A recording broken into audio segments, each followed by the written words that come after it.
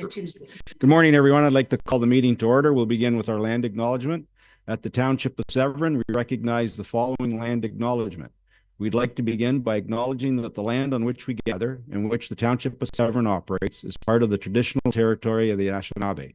For thousands of years, Indigenous peoples have been inhabiting and caring for this land. In particular, we acknowledge the territory of the Ojibwe or Chippewas peoples. This territory is covered by the Lake Simcoe Treaty 16 and the J. Collins Land Purchase. We are grateful to have the opportunity to work on this land, and by doing so, give our respect to its first inhabitants. Now,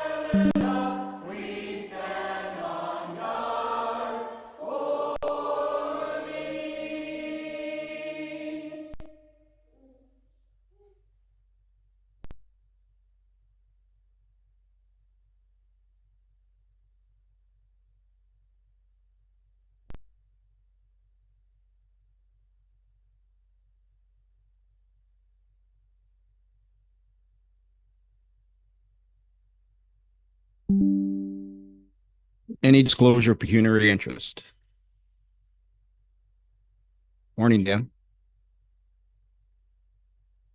Public meetings, hearings, we do have, well, we have no public meetings, but we do have one presentation. That's a public meeting. Yes. Oh, we do. Oh, good morning. I guess we'll do the development charges. So I'll need to read this. Welcome and good morning. Today we are holding a public meeting in accordance with Section 12 of the Development Charges Act.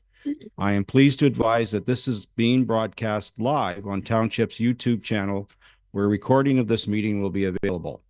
Notice of public meeting was posted on the Township's website and social media channels, as well as being provided to all those who previously participated or indicated a desire to participate on June 28, 2024, in accordance with the Act. The purpose of the meetings is to inform and provide the public and council with an opportunity to ask questions or express views with respect to the proposed development charges. The format of the public meetings will be as follows. Township consultant will provide a presentation reviewing the proposed changes to the Township's development charges. Next, the public will be permitted to ask questions and express views on the proposed development charges, and then the public portion of the meeting will be closed. And lastly, members of council will be given the opportunity to ask questions for clarification on the proposal and provide comments. No decisions will be made today.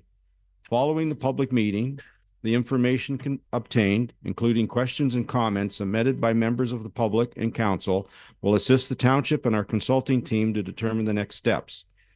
If Township Council decides to approve the proposed new development charge bylaw, persons who have provided oral or written submissions but disagree with the decisions may be entitled to appeal the decision to the Ontario Land Tribunal, OLT, under the Development Charges Act.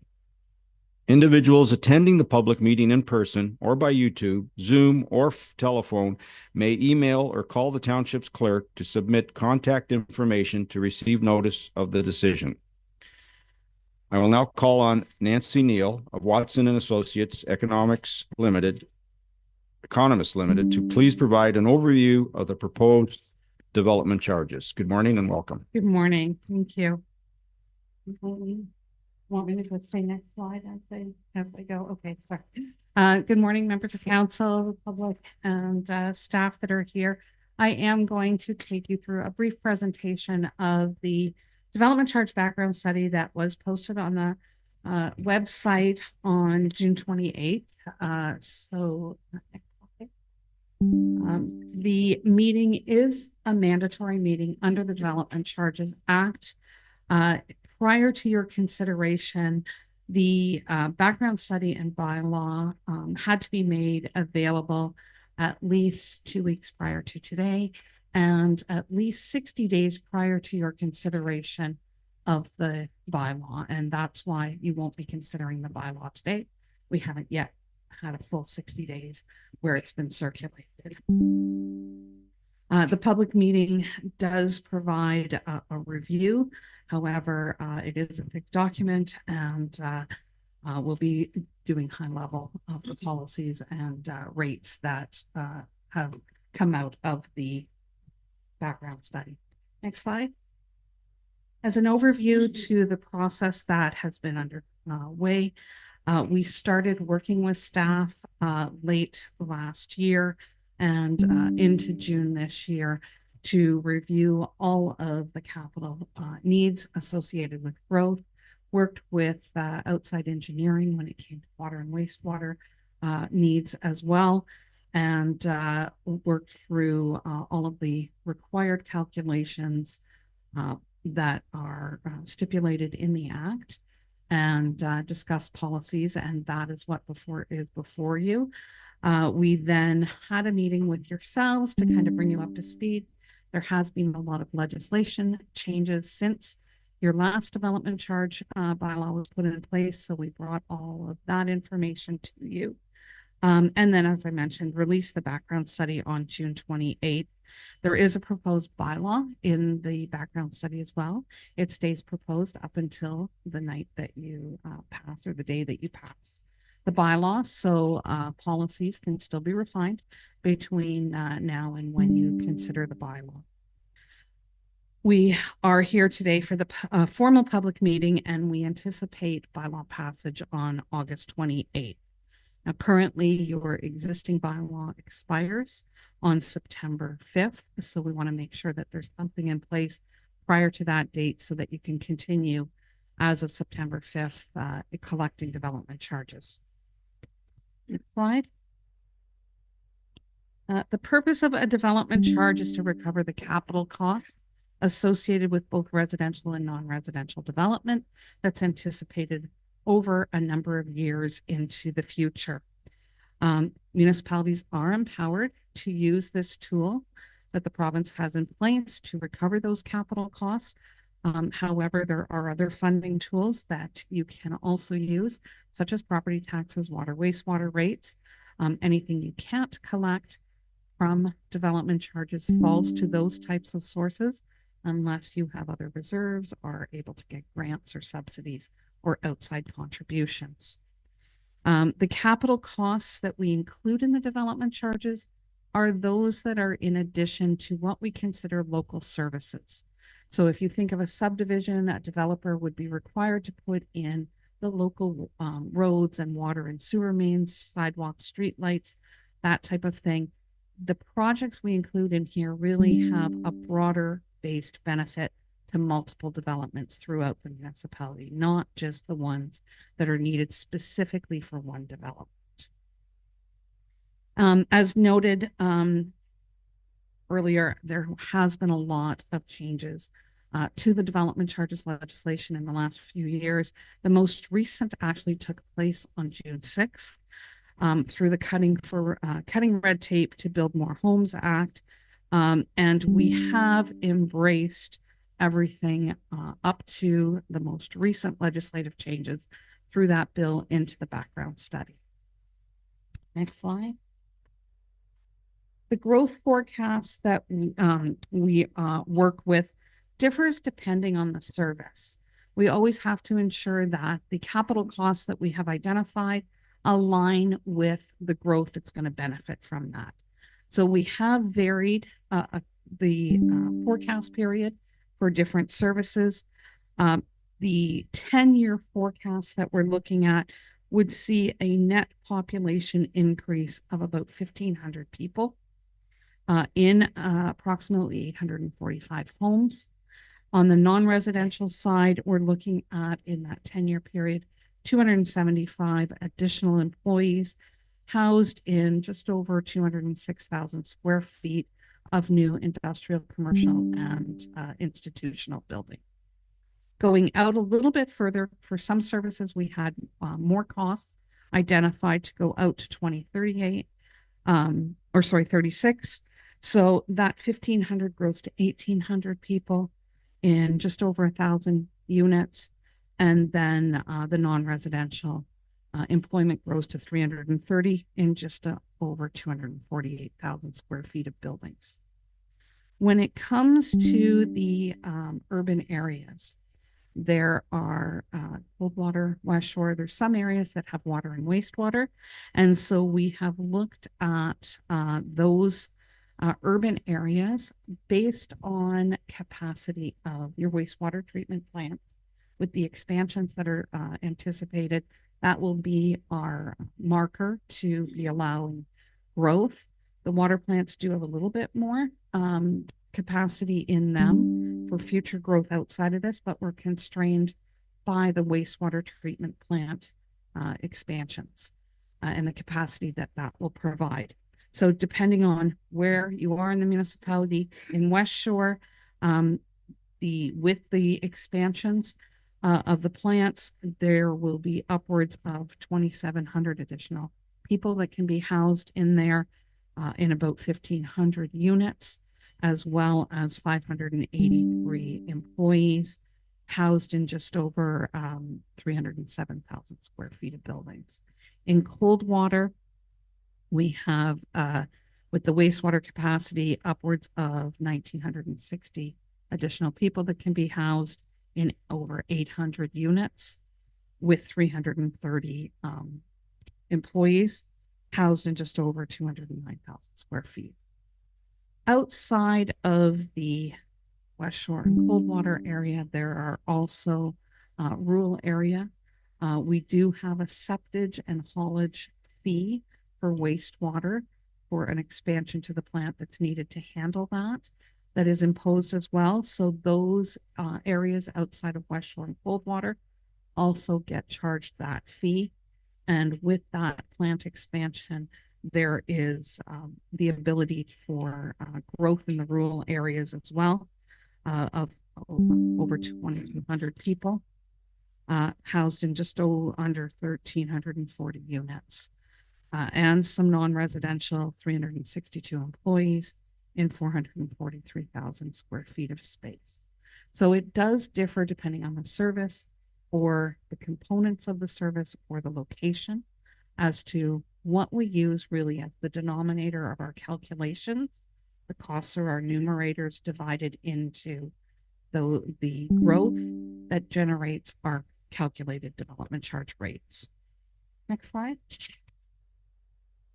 Just as a high level overall, in the next 10 years, we have shown what the housing forecast is going to be. If you look to the left in the black numbers and columns, you're averaging just over 80 units per year. Over the last 10 years, we're actually anticipating a little bit more than that, with an average of 90 units per year going forward over the forecast period. In various different types of homes. So with the dark blue on the bottom being your low density, which is singles and semis, then your light blue being medium density, which is row houses or townhouses, and then you get into some high density type units, which are more apartments in nature. We also have in there some conversions from seasonal to permanent residents, as well as additional seasonal residents that are anticipated over the forecast. So we have tried to embrace all types of housing with what we've got in here that you'll be experiencing. Next slide. There's actually quite a few services that are eligible to be recovered through development charges for yourself.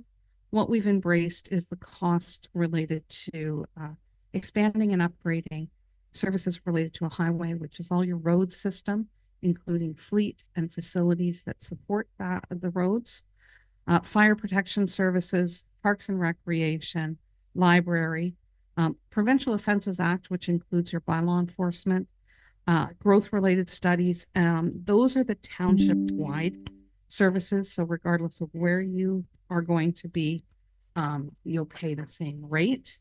Next slide. In addition to that, we have area-specific charges for water, wastewater in West Shore, for water, wastewater in Coldwater, and then that water for septage and hauling everywhere else. Next slide. And I apologize, the next slide is a lot of numbers and small. But what we have embraced in gross capital costs that are needed is just over $161 million. Of that $161 million, about 14%, or just over $23 million, is actually costs that are still growth related, but have been deducted out of these calculations because they represent an amount that is in excess of what is required for the forecast period we used for each of the services. So they will be included in future development charges as more growth gets brought into the denominator in those calculations. There is also some other deductions of about $705,000 that is related to things that are either in excess of a historical service standard cap that we are required to stay under based on another calculation that's required under the Act, or things that are ineligible. So some of the growth studies will benefit services, for example, that are not eligible under the development charges. So we've made those deductions. That brings us down to a net capital cost of just over $137,700,000. And from that, we've done further deductions for the portion of the projects that benefit the existing development. That equals almost 26%, or $41 million. That recognizes things such as you may be replacing a road and expanding it, or replacing a gravel road and upgrading it to a paved road. So the portion of the cost of the asset that is already there is asset management, and that gets deducted. What we embrace in the development charges is only the incremental additional upgrade or expansion that's happening because of growth. At the end, we come down to of the total, about 60% or $96.5 million that has actually been included in the calculations. And that has been divided up into the portion that will benefit the residential growth versus the non-residential growth, with almost 81 million benefiting the residential growth and just over 15.5 million benefiting the non-residential growth. Next slide. what that all represents in calculated rates, you can see that we vary the residential rates by type of unit. So your single and semi-detached. For those township-wide services or classes of services, the charge calculates just under $17,100. And then depending whether or not a development is happening in West Shore or Coldwater or in the rural area, the area specific charges for those water, wastewater charges also would apply. With West Shore, it's just over $33,500 per single family home unit. In Coldwater, it's $20,742. And then in the rural area, there's $101 in addition to that township-wide charge. As you go across the right, the smaller the unit, townhouses, apartments with 2 or more bedrooms, or apartments that are bachelor or 1 bedroom, and special care units, which are things such as a long-term care home, a retirement home, a group home, a hospice, they pay a lower rate per unit.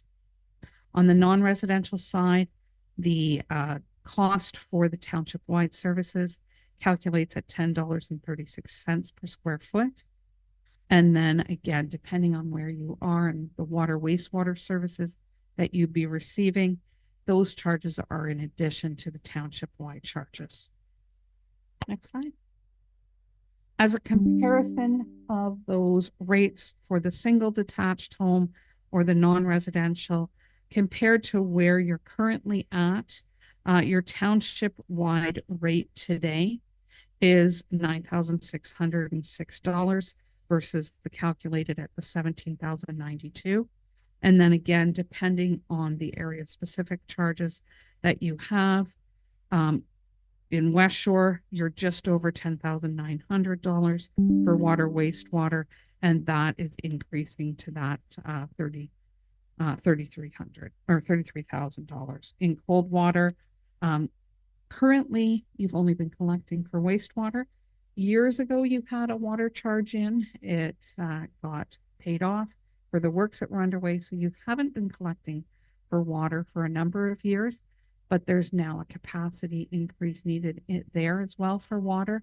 So we're reintroducing a water charge in Coldwater. There was previously as well a water charge for Severn Estates. That has been fully paid off now, and so there is no charge going forward, in addition to the township-wide charge for any development that's left to happen there. And then, of course, the septage and haulage rate is almost staying the same, actually going down by $1 a single-family home. And then you can see the comparison similar to all of those areas for the non-residential. Next slide. Where we have provided a comparison to other municipalities as to where you fall in. The yellow highlighted lines are your current rates for Severn Estates, Coldwater, West Shore, and then those that are on the septic and hauled rate for the rural areas. And the blue highlighted lines is where the calculated rates are going. Obviously, they are in addition to what you are currently imposing. However, depending on where you are, where you compare to other municipalities surrounding you, you rank somewhere between 10th and 24th on the list here. Next slide is a similar comparison for the commercial non-residential rate. Again, the yellow lines are where your current rates are, and the blue lines are the calculated rates, where you would see yourselves somewhere between 4th and 19th on the comparison list.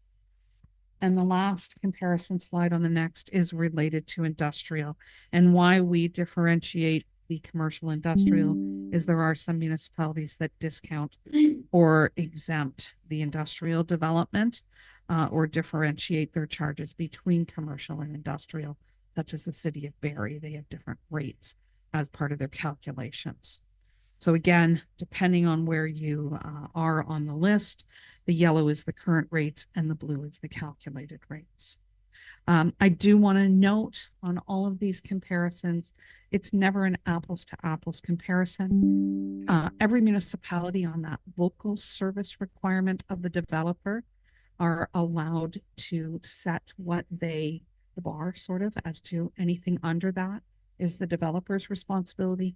Anything over that goes into the development charges. So some municipalities set that bar very low and a lot goes into the development charges, where others set that bar very high. They require the developers to do a lot more. So there's there's less going into the development charges. So keep that in mind. As well, some municipalities collect for other eligible services or less than what you're including in here. So I just want to caution that as much as you see this comparison, it's never an apples to apples comparison. The next slide really talks about the policies that are included in the draft bylaw.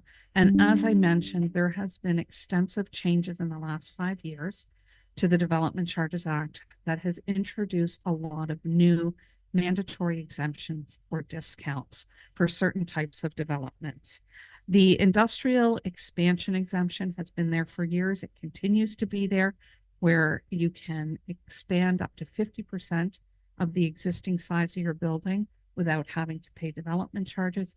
Anything over and above 50%, you would start imposing the charge on that.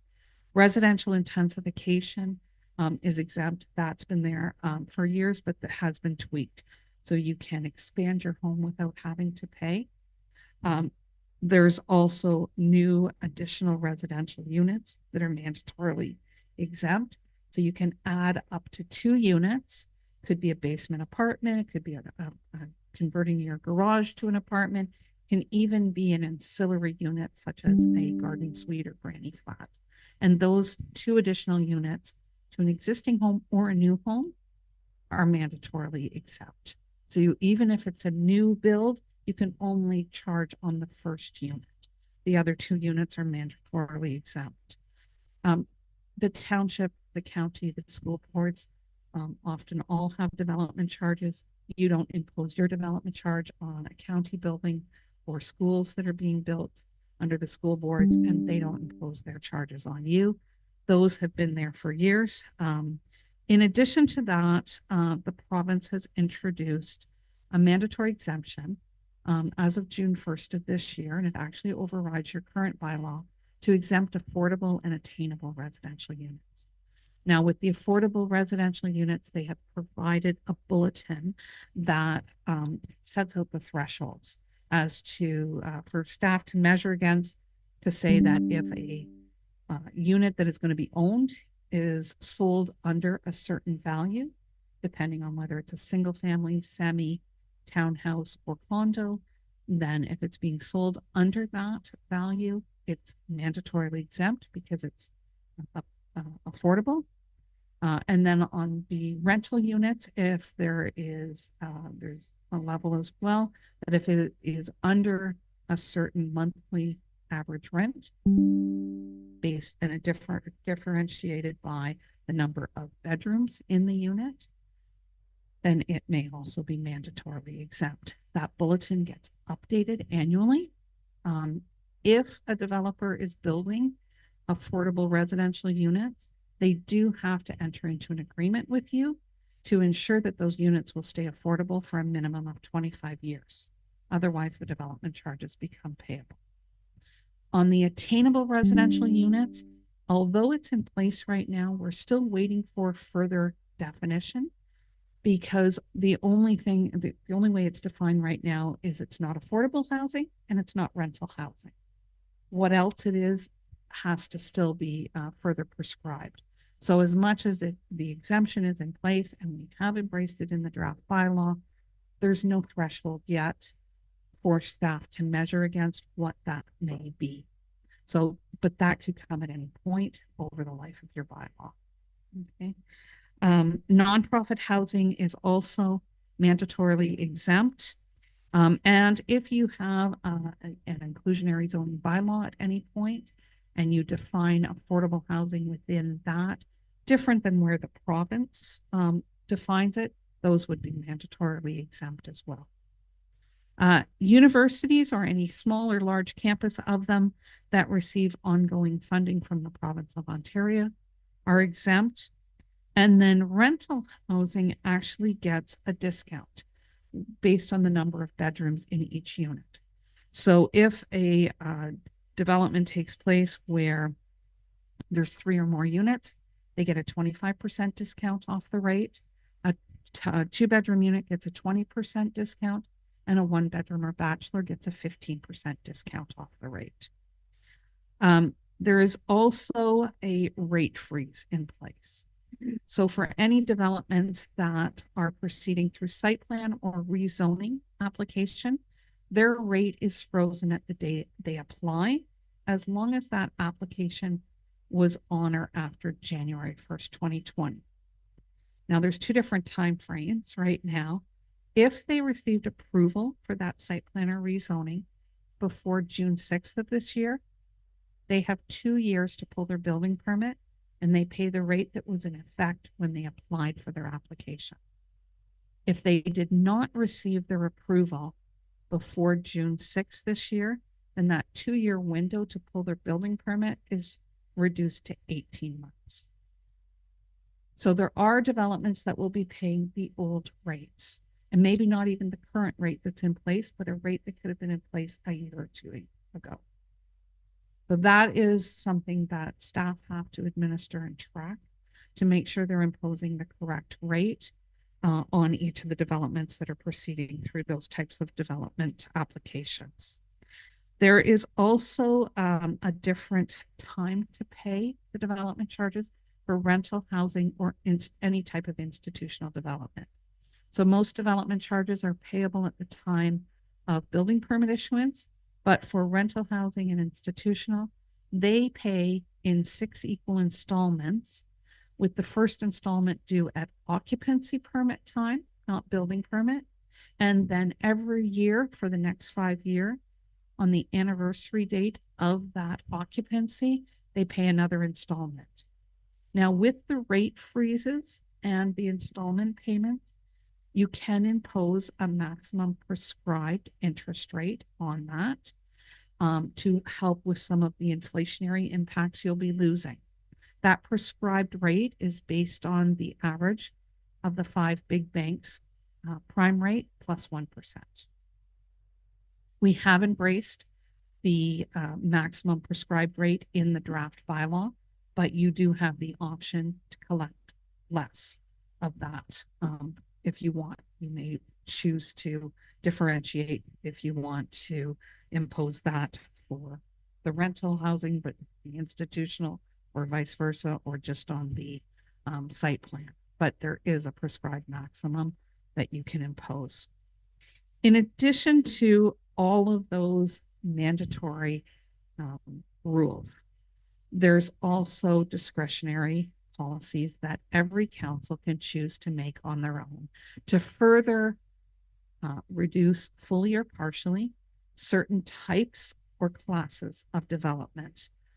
Right now, what we have embraced and what you have included in the past is a full exemption for the portion of a place of worship that is for worship. So that would not pertain to any for-profit type of ventures that they have for private schools or faith-based schools, Montessori schools, that type of thing, or a banquet facility, for example, to try and rent out and gain income on. But for the portion that is the place of worship, that is fully exempt. The development of non-residential farm buildings that are constructed for bona fide farm uses, they are fully exempt.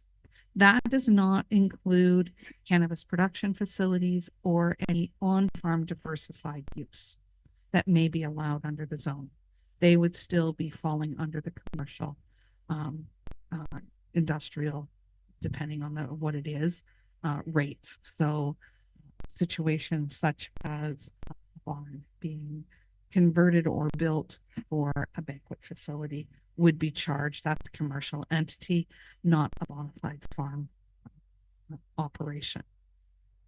And then there's also a redevelopment and conversion credit that is in there, so that if you demolish a building or it burns down, you have a number of months to pull a permit to reconstruct that, and you won't be imposed a charge as long as you're not doing something more. So if you demolish your house and you're replacing your house, it's still a house.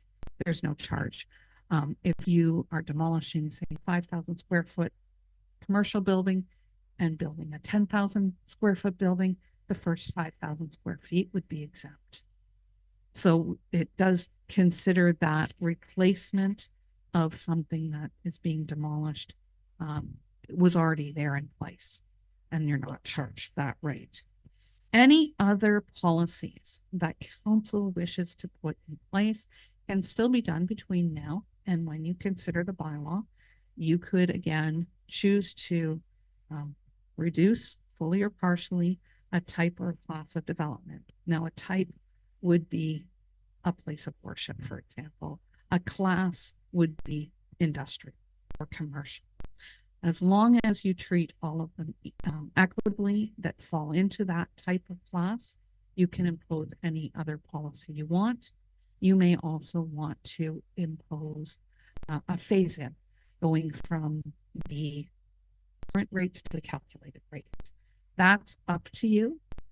However, anything you cannot collect through the development charges then has to be made up through other funding sources, which typically falls to property taxes and water wastewater rates, unless you do have other outside funding sources or reserves that you can use.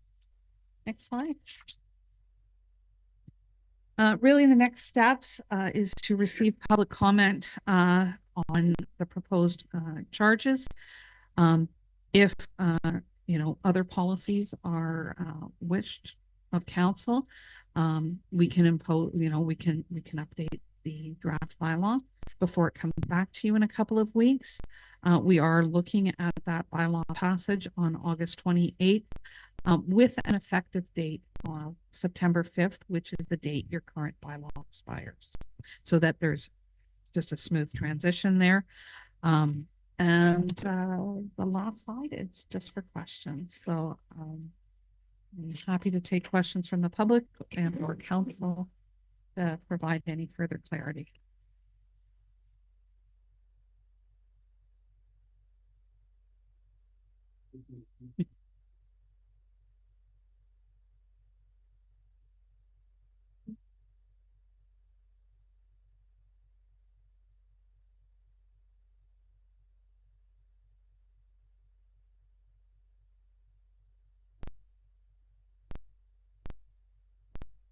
Madam Clerk, do we wait until the actual at the end of the meeting for council to weigh in, or can we ask questions now? Thank you, Your Worship. We'll take public questions first, and then like our normal public process, and it'll come back for council questions after. So, any persons present in person or Zoom or the telephone who have either questions or comments will now be invited to speak. Township staff will call upon each registered participant. For those in remote attendance, unmute yourself when called upon and turn on your camera if you wish. All will be required to give your full name, address for the minutes. Please note that your comments will also be recorded and live streamed to the Township's YouTube channel and will remain online. The Township does not have the ability to edit the live stream to remove any personal information provided in the course submitting comments or questions. Are there any members of public registered to speak? Madam Clerk. Thank you, Worship. We do have one registered individual, Mr. Ken Day. I believe he was attending via Zoom, so we'll see if he wants to make his comments that way. Otherwise, we'll open it to the floor. Mr. Day, are you there?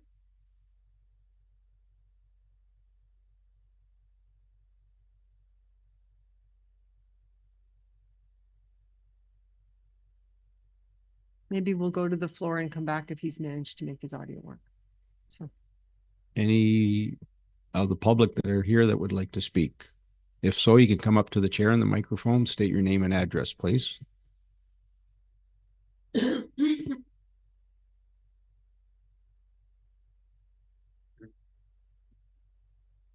are you? Good. Name is Tim Farrell. I live at 2140 South Sparrow Lake Road. I'm just curious if the new bylaw that's coming into place will allow me to keep a little farmhouse that is existing on the property and build my wife and I a new house that will allow my daughter to move into the little farmhouse that's already existing there. Not sure. I'll have our Director of Planning, Ms. Woodrow, weigh in on that. Oh, maybe Nancy. Okay. It's a two-part. It's a planning and a development question. Thank you, Mayor Burkett. Certainly with the province's implementation of additional residential units and those policy provisions, we could certainly look at that for you. We like to look at each property on its own just to see if there's any site-specific circumstances, but certainly if you want to share your name and number with me after, we can discuss that further. But it is certainly a possibility. Fantastic. Thank you. Any others that would like to come forward?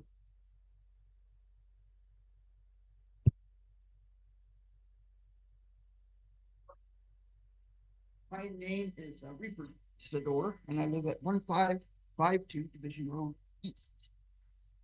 Inside. And I'm just curious what the fee is, the change on the fee, and does it, if you're putting 100 houses in, does that fee cover that 100 houses? Or is it the same fee for each house in that development? Or if you're just building one house, what that fee covers? Nancy? Just out of curiosity.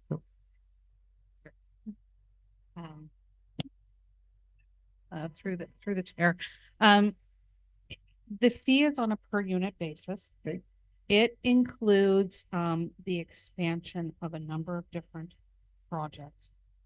Roads related, capacity for water, wastewater in those areas that are serviced with municipal water and wastewater services. It also is anticipating expansion to library space and the collection items, so that as you add more people to the municipality, there's more books and periodicals and things in the libraries for those people to access as well. There's also additional recreation facilities and parks to be developed. So each new additional home and or business will pay a proportionate share, equal proportionate share, to helping to develop all of those different additional capital assets that wouldn't be needed if you weren't growing. So we're trying to recover these costs to mitigate the property taxes and water wastewater rates having to increase significantly to put new capital infrastructure in place that is required because of the amount of growth you're anticipating. Okay. So is it much of a change from what's in place now, like going forward? There is definitely an increase in the cost. Like, is there a percentage? It depends where you are and what services you are going to be getting. Obviously, the increases in West Shore Coldwater are very different than the increases in the rural area, which are just paying that township-wide charge. Again, there is an increase in that. Just as a little bit of background, the capital costs that municipalities are experiencing in the last 5 years have gone up significantly, especially since COVID. There's still some supply chain issues with getting things. There are some types of infrastructure, fleet, for example, from fire. You have to get a chassis from the States. The exchange rate is impacting the costs. Over the last 5 years, construction costs in Ontario have gone up almost 50%. And the municipalities, when they're going out to tender and actually undertake a lot of these expansionary projects, are experiencing these significant increases in what it costs to actually put the infrastructure in place. And that is a big part of what is being shown in the capital costs. We've gone back and we've looked at what those current costs are to undertake this work, and that is what we've embraced in here in the calculations. Does that help? Yeah, yeah. If I could just add to Mr. Sador's question, on Nancy's presentation, if you look at what, because Nancy won't know if you're in a settlement area or if out in the rural. So you're out in the rural. So it was $9,600 for development charges. It's now going to 17,000. So there's an increase. It almost doubles. Okay. Yeah. So growth pays for growth. Thank you. So if you're in a settlement area, for example, West Shore or Coldwater, West Shore, because you're on water and sewer, you're going to pay over $30,000 for development charges. Coldwater is a little less, was just going to be one of my questions to Nancy when we're able to speak to her, but it's at 21,000. But if you live, because there's no services provided, you have to put your own septic and drill your own well, it's not as expensive. I think that's what you were asking. Yes, sir. Yes. Thank you for your clarification. And it's all, Thank you. Thank you.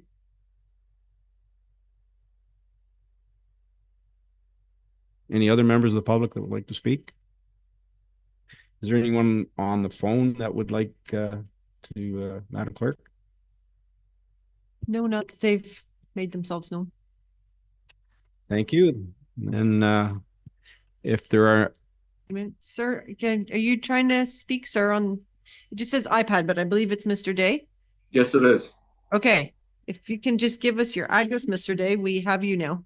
1233 Anderson Line.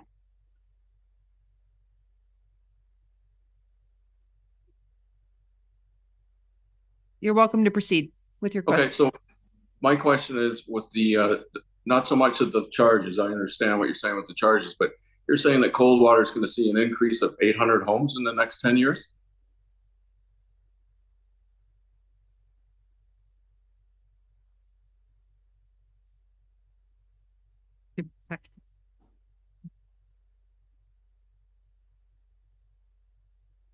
Through the mayor. For Coldwater and West Shore, we've actually looked out further than 10 years for those water and wastewater services. Yep. So actually looking to the build out of where the expansion to the wastewater treatment plants will allow. So the 1,961 population, or 814 units, could take 20, 30, 40 years to actually build out. But what we're doing is looking at, as you increase a wastewater treatment plant, you don't just increase it to a 10-year window. Sure. You look at the capacity that's going to be needed on a longer term basis. The year in which that actually takes place may vary depending on how quickly or how slowly the area builds out. But when a capacity is added to the plant, it tends to add a stream more, and then that provides for additional units that can be serviced out of there.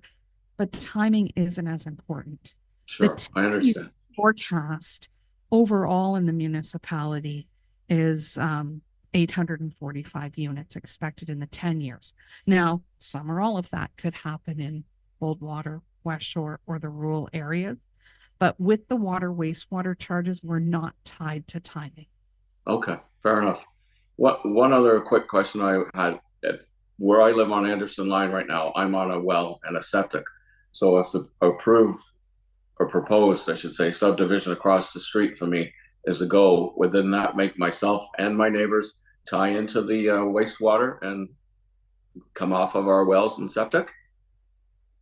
Through the mayor, I'm going to defer that to staff because the development charges are in place for new development.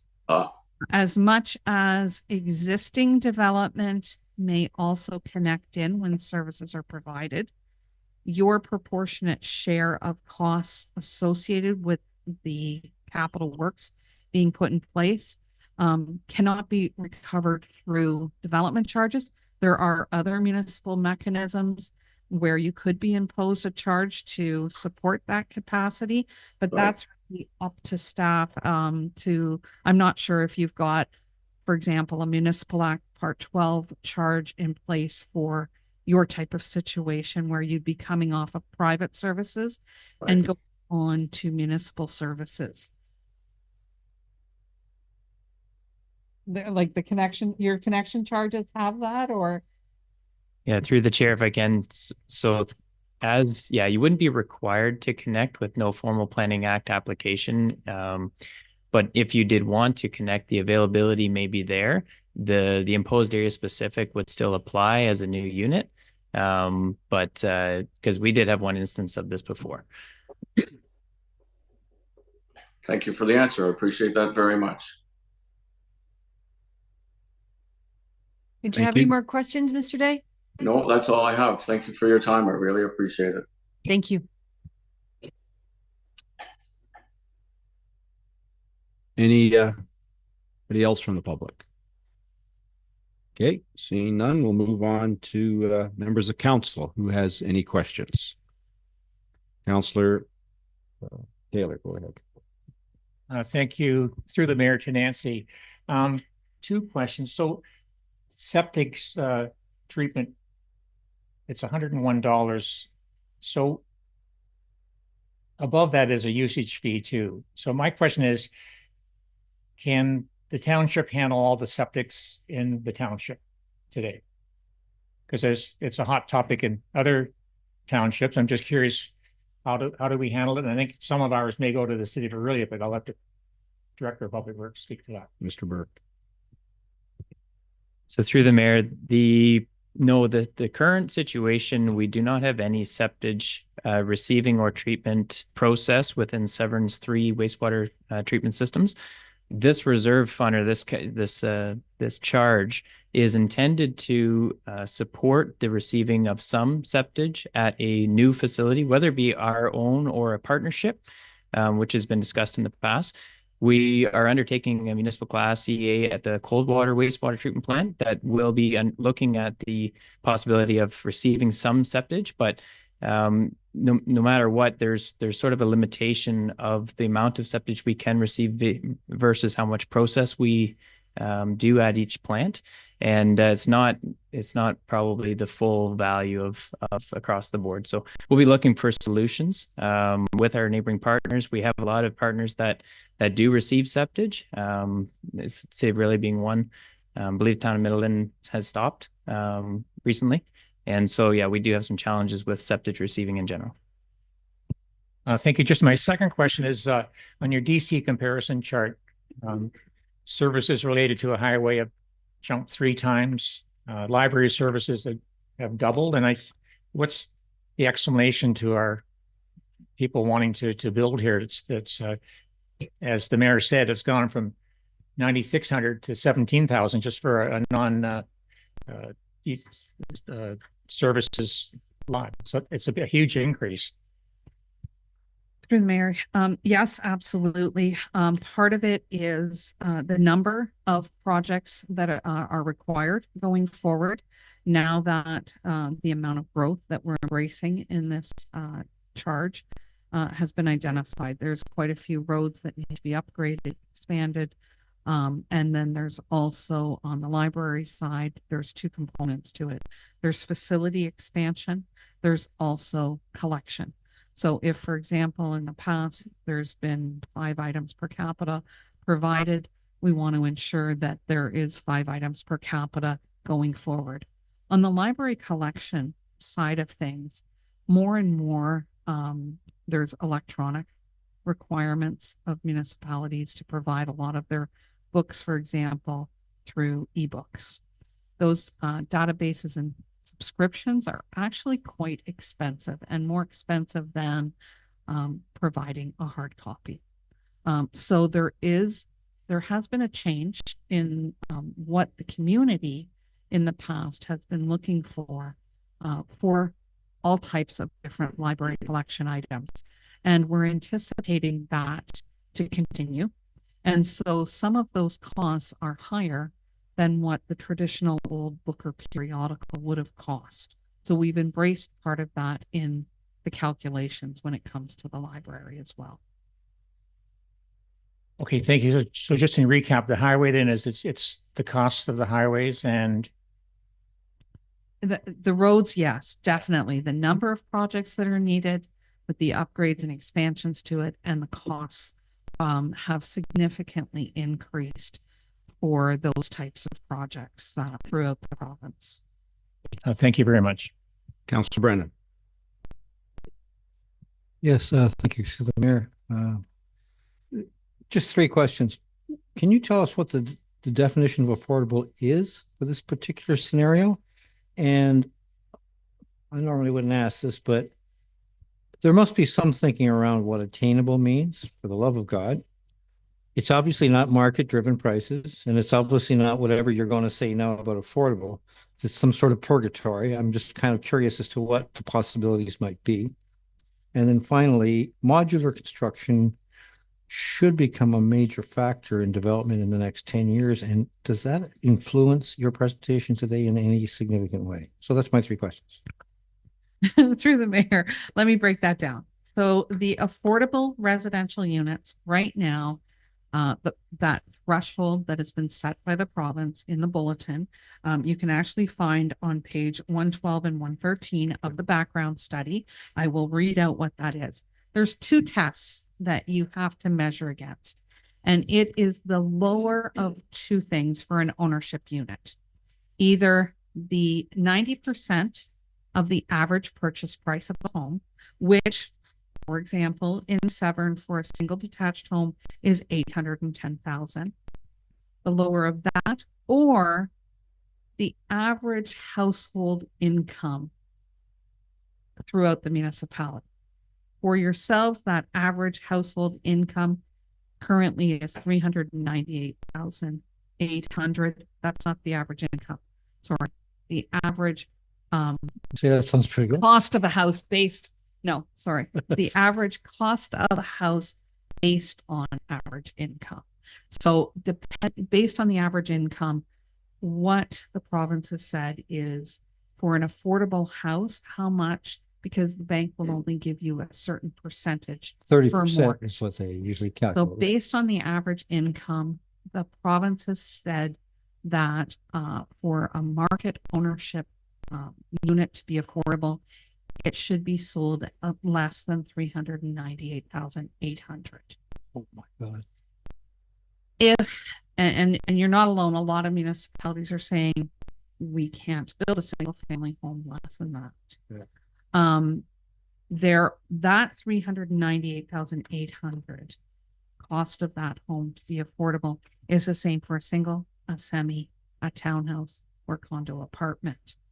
So a lot of municipalities are saying the only way we'll see on the ownership side affordable residential units being built is if it's in those condo apartments, where you may actually see a ownership or a purchase price being under that amount. On the rental side of things, the average market rent is the lower of that two test. For bachelor units, 1-bedroom units, and 2-bedroom units. But if they're 3-bedroom units, it's that average monthly rent based on the average income. So for a bachelor unit, if it is rented below $1,020 a month, it's affordable. A 1-bedroom unit, if it's rented at below $1,284, which is the average market rent in Severn for 1-bedroom, that's affordable. A 2-bedroom unit under $1,485 a month is considered affordable. And for a 3 or more bedroom unit, it's that income-based test where if it's being rented out at less than $1,590 a month, it's affordable. So that is set by the province for the affordable residential ownership and rent units. Anything under that would be mandatorily exempt from development charges, as well as parkland dedication and cash in lieu funds. Over that, they'd be paying the charge. They would, if they're affordable, have to enter into that agreement with the municipality to ensure they're they stay affordable for a minimum of 25 years. So that's the affordable side of things. The attainable, you put it well. We don't know. It's not affordable and it's not rental. That's all we know. So it's like We've around the heard- 95% mark? I mean, where else can it be? We don't know if they're going to set a different percentage threshold and have it, like you say, 95%. We've heard rumors that it will be prefab homes. It may include tiny homes. It may include a multitude of different things. But it hasn't been fully prescribed yet. And so as much as, every couple of months there is a municipal group that work with the MFOA on all of these policy changes that have come forward in trying to identify the impacts on municipalities and try and work through to help all municipalities as a whole as to how to embrace all of these changes. And our company does sit on that group. We keep asking. Everyone keeps asking, what does attainable mean? And to date, we haven't got a solid answer. So I can't tell you any more That's than, great. Thank you. what That- I that know. helps a lot. And so, sorry, the third question was related to just the modular. It might be modular construction is considered attainable at some point in the future. But at the moment, a home is a home. If it's a modular home versus some other type of home, it's still considered that single family home or that semi-detached or those townhouses, whatever number of units are in it. It wouldn't be treated today any differently than any other type of unit. Councillor McIntyre. Yes, thank you. Through the chair to Nancy. You mentioned and you brought up the I would call it rent control by the developer. What assurances do we have that the developer would guarantee anything after 25 years? Many developers come today and gone tomorrow. So is there some sort of a mechanism that will make sure that those developers of today can assure that the affordable rental properties are there for 25 years? Through the mayor, the mechanism is that agreement they have to enter into with you that would be registered on title against any of those units. So that if at some point over the 25 years, they become unaffordable or don't fall into that affordable threshold, the development charges would become payable immediately upon sale or renting at that higher than market rent threshold that's been set. And it does create a tracking issue for municipalities. One of the biggest issues is how do we track all of that, especially with ownership units that at any point over 25 years could be sold. I buy a unit that's affordable today. What is stopping me from selling my home at a profit in the future?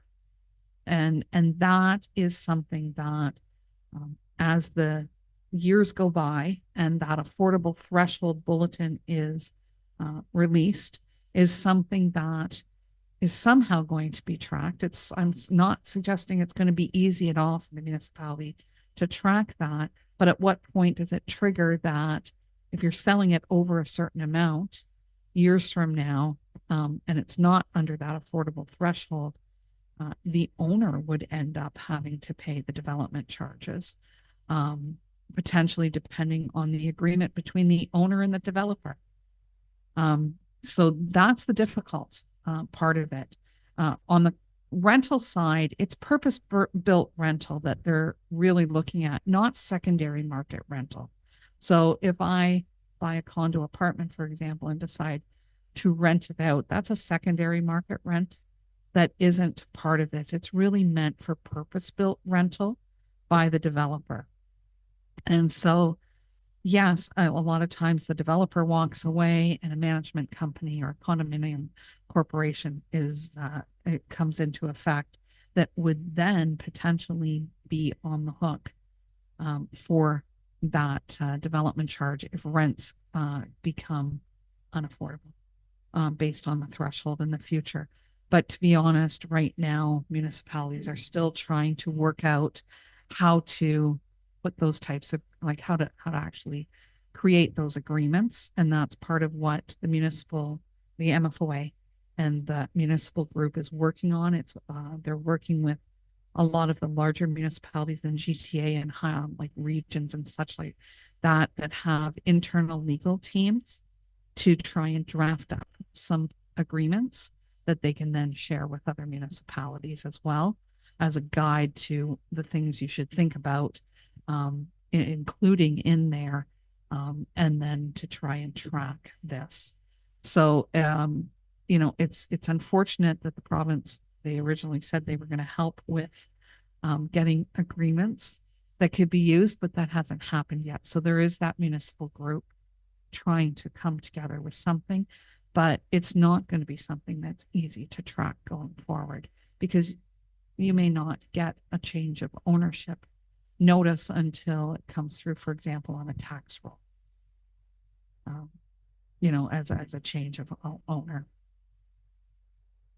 Thank you. Supplemental question. It seems to me that maybe I'm wrong on this, but it seems to me that the developer can make all kind of promises about having affordable housing for rental or for purchase, and then skip, if you like, if that's the best way to put it. And then it falls on the shoulders of the municipality to control going forward any kind of a rental control, or in many cases, the purchase of something that's affordable, which is not attainable in this community at $398, not at all.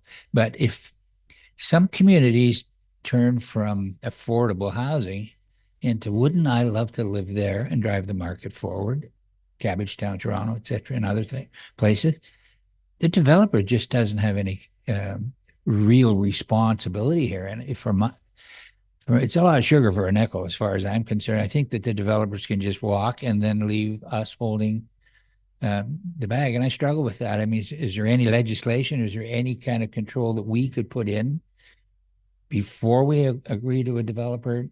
I don't want it to come back on the township. That's what I'm trying to get at. Get someone to clarify that for me, please. Madam CEO. Thank you. No, I just wanted to help Nancy out because I think they're fantastic questions, but I don't think Nancy has the answers. Those are questions for the provincial government. And I know those thoughts have been brought forward because all municipalities have those concerns, but it's outside of the scope of the DC, and Nancy may not have all those answers. Yeah. And just further to that through the mayor, I mean, having that agreement, we have heard that there's developers that were claiming that they were going to build affordable housing. And as soon as they had to enter into that agreement, said, no thanks. Because that wasn't the intention in the end. Entering into that agreement with them technically keeps them on the hook.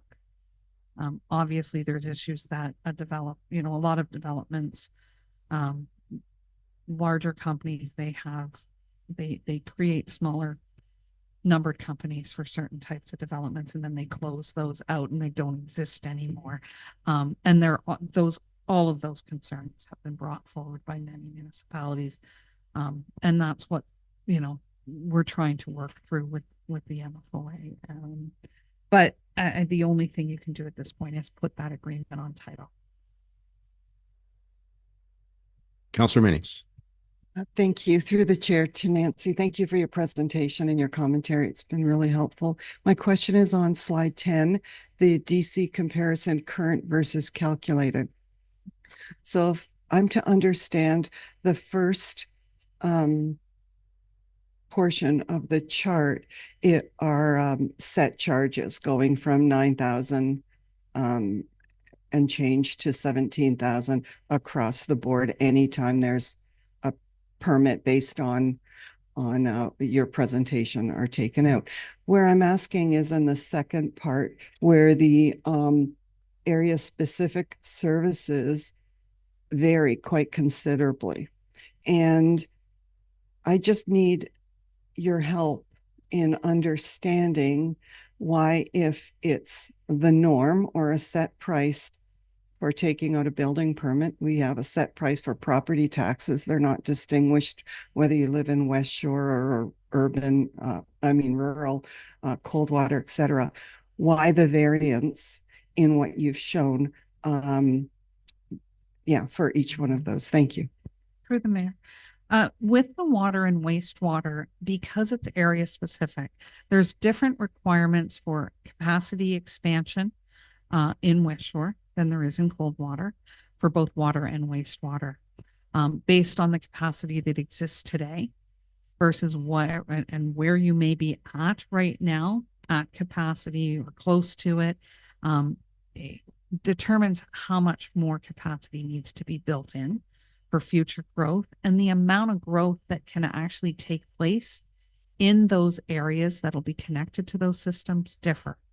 Again, if you think about in its purest form, the cost divided by the growth gives us our rates.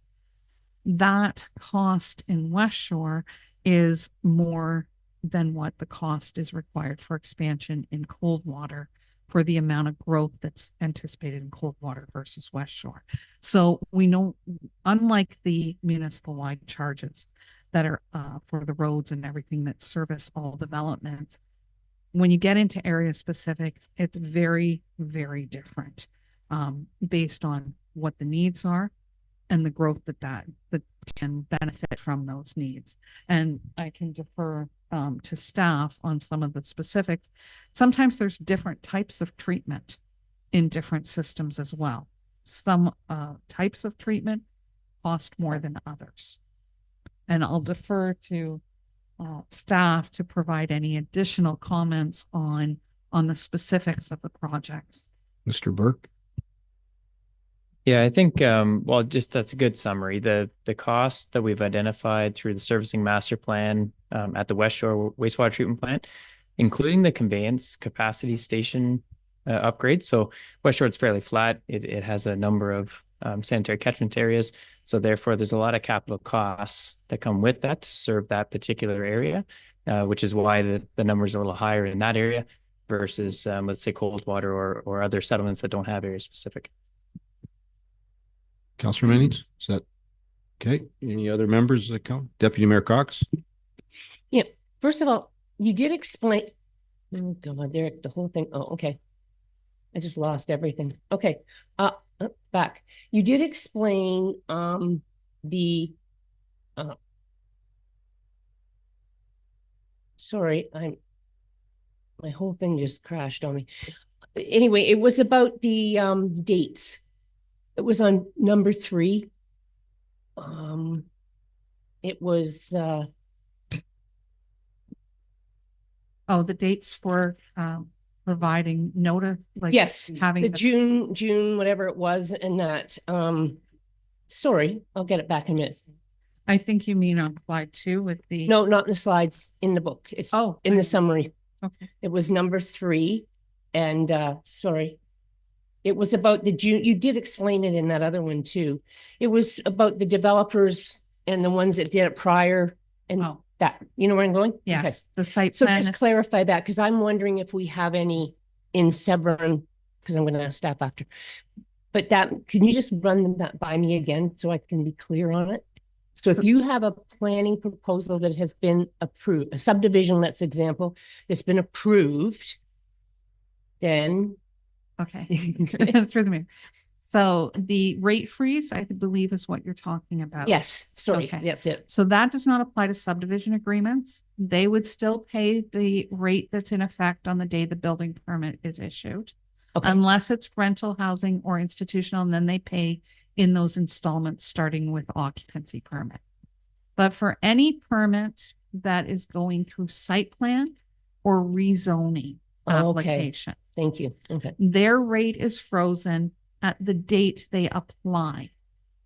Oh, right. So Okay. if I was to apply today, for example, for a site plan application, my rate is frozen at the rate that's in effect today. Okay. Let's say staff take 3 months to approve my application. From that date of approval, I will have 18 months to pull my building permit, and I will pay the rate that is in effect today, Okay. plus that prescribed maximum interest rate. Okay. Okay. If I don't get my building permit issued within that 18 months from approval, I would pay, it just reverts back to paying at the rate in effect of the time of the building permit application. If now is that, what if there's holdups? Is that are not the person, you know where I'm going with this? I do. And just to go back a bit, Yep. because if I had applied earlier this year, Yep. and I actually received my approval before June 6th, when the legislation changed, Mhm. then that 18 months is 2 years Yep. Okay. between the approval date and my building permit. So this does not Issue. apply to developers, It doesn't apply to subdivision. subdivision It development. applies to site plan applications or rezoning Okay. applications that come in. And if I need both, so if I first have to apply for a rezoning, my rate is frozen, that gets approved. But then I have to come in with a site plan application, that rate freeze gets reset to the latter of the two applications, Okay. which would be the site plan application, just for clarity. But it would not apply to a subdivision agreement. Okay, perfect. The other one I wanted to, just a bit of clarification, was the demolition conversion 7.3.3.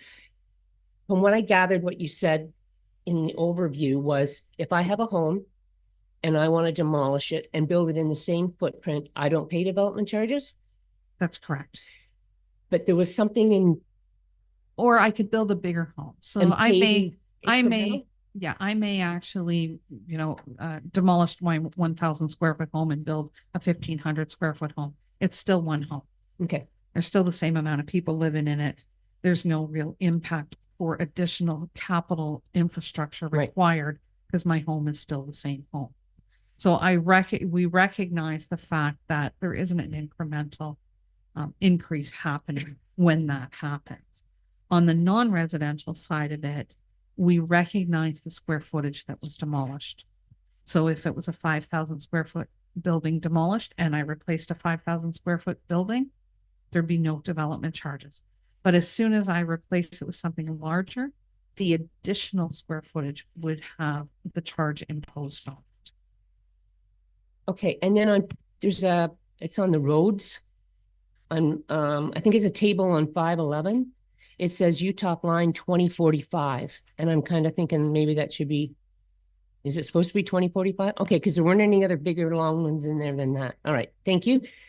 And I just needed to also talk about that septage. I think the best part of this for us to continue to put money aside is the fact that people have to understand that once again, growth will pay for growth. But the other one is that eventually there may not be anywhere for us to take our septage. And there have been concerns where in the middle of the winter, someone needs a pump out and that driver has no place to take it. And so you either don't get it or you have to pay really a lot extra for that person to find a place. So I think it's very important that people realize that having this extra payment on is for the benefit of them and that whoever buys their home in the future. So you will always have a place to take that because it's slowly squeezing, like Midland now is not taking it anymore. And eventually I think Barrie at one time said they weren't. So I think it's very important that we are looking into that. And I thank Derek for that part of it. I guess that was it. You've answered all the other ones that were answered. Thanks. You're welcome. Councillor Jansen. Thank you. And through the mayor, thank you for the presentation and the background study. My question's related to the residential and industrial cost of development. One of our priorities in this term of council is economic development, and we'd like to see growth and employment opportunities for our residents. I'm just wondering, in looking at the comparisons with other municipalities, will these new costs prohibit us from attracting residential and retail development?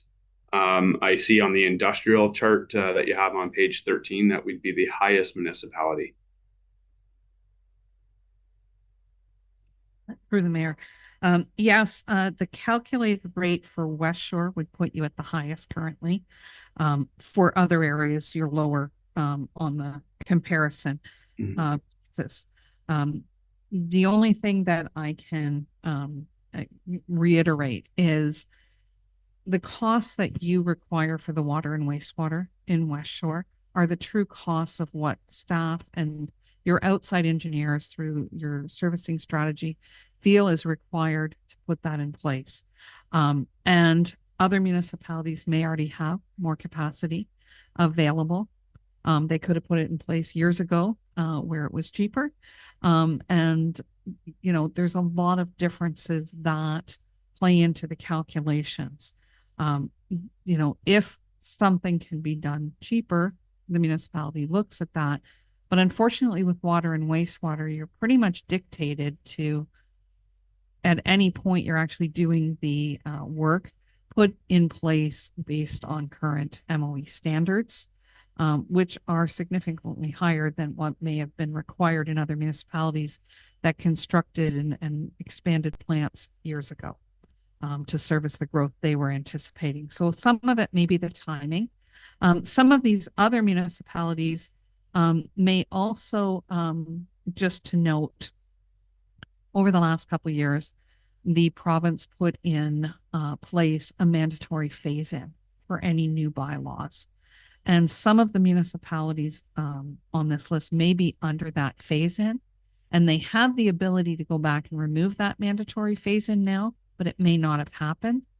Or depending on the timing of when they put it in place, if they were under that mandatory phase-in, they may not be able to remove the phase-in without going through another full process. And I don't know off the top of my head who is potentially in that phased-in structure that existed for a couple years for any new bylaws. That mandatory phase-in was 80% of the calculated rate in year one, 85% year two, and upwards over 5 years to 100%. So some of why some of them may be lower at the moment might be because of that as well. And that's where it's hard to determine exactly why some of them are different. I can tell you that in Barrie, there is differentiated charges, for example, for the former municipal area versus the south area that was annexed from Innisfil. And in those areas, although their charges are higher, those developers also did a lot more work as a local service to get those new areas for the linear infrastructure that had to go out there put in place.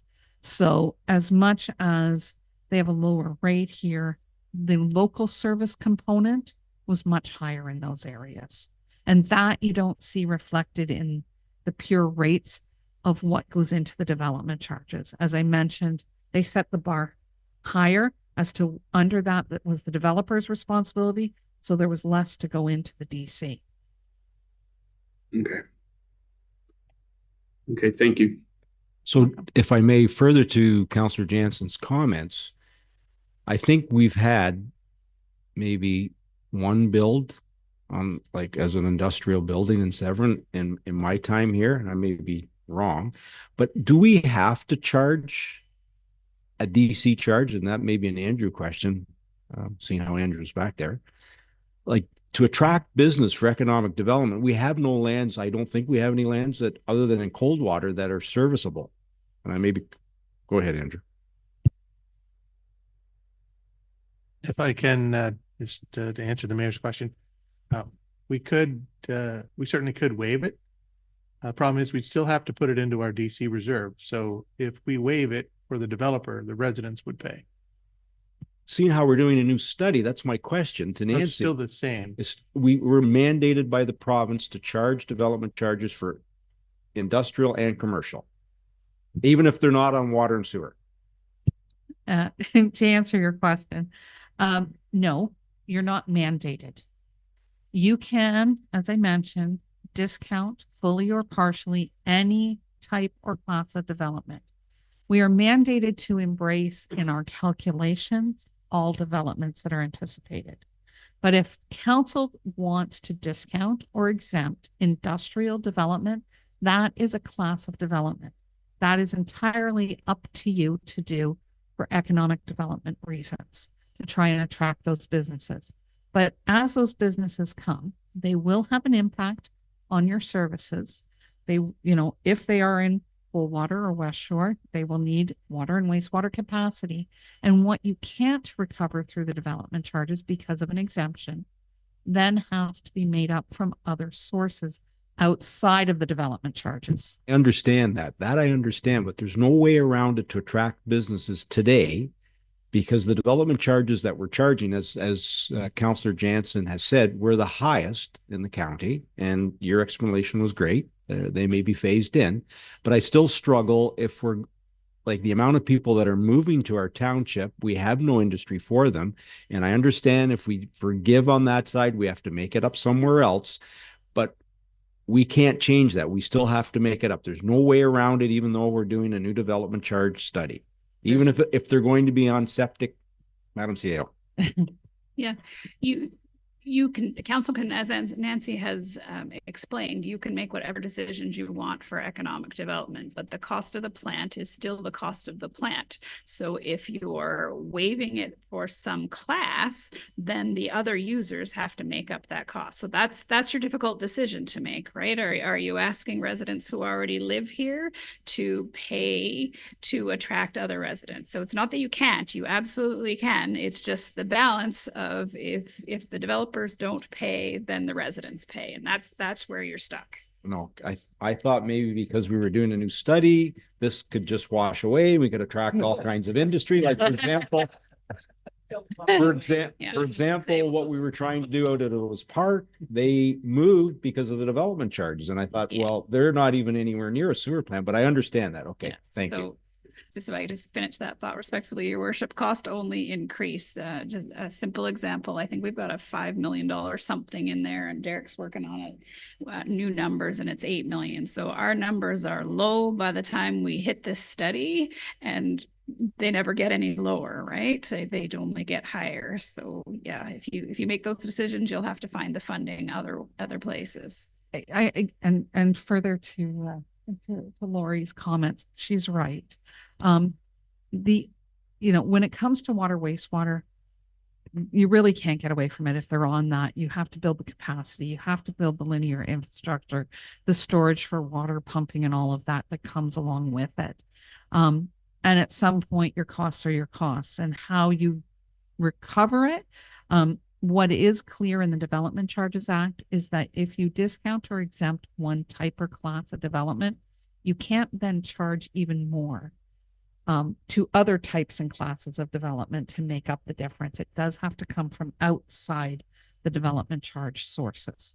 So I just want that to be clear. On some of the other services, you as a council can choose to, if you don't want to put some of the capital infrastructure in place, is to reduce your service. For example, if you do not want to continue to provide 5 collection items per person in the library, then you can cut that standard and cut out some of the costs. On the roads, if you're willing to have a little bit more congestion and slow down, then you may want to remove some of the capital projects and not expand for additional lanes or upgrades. But that's a conscious decision you're also making, is to provide a lower standard than what you do for your existing community today going forward, which impacts both your existing community and your growth community. Thank you. So just one other comment.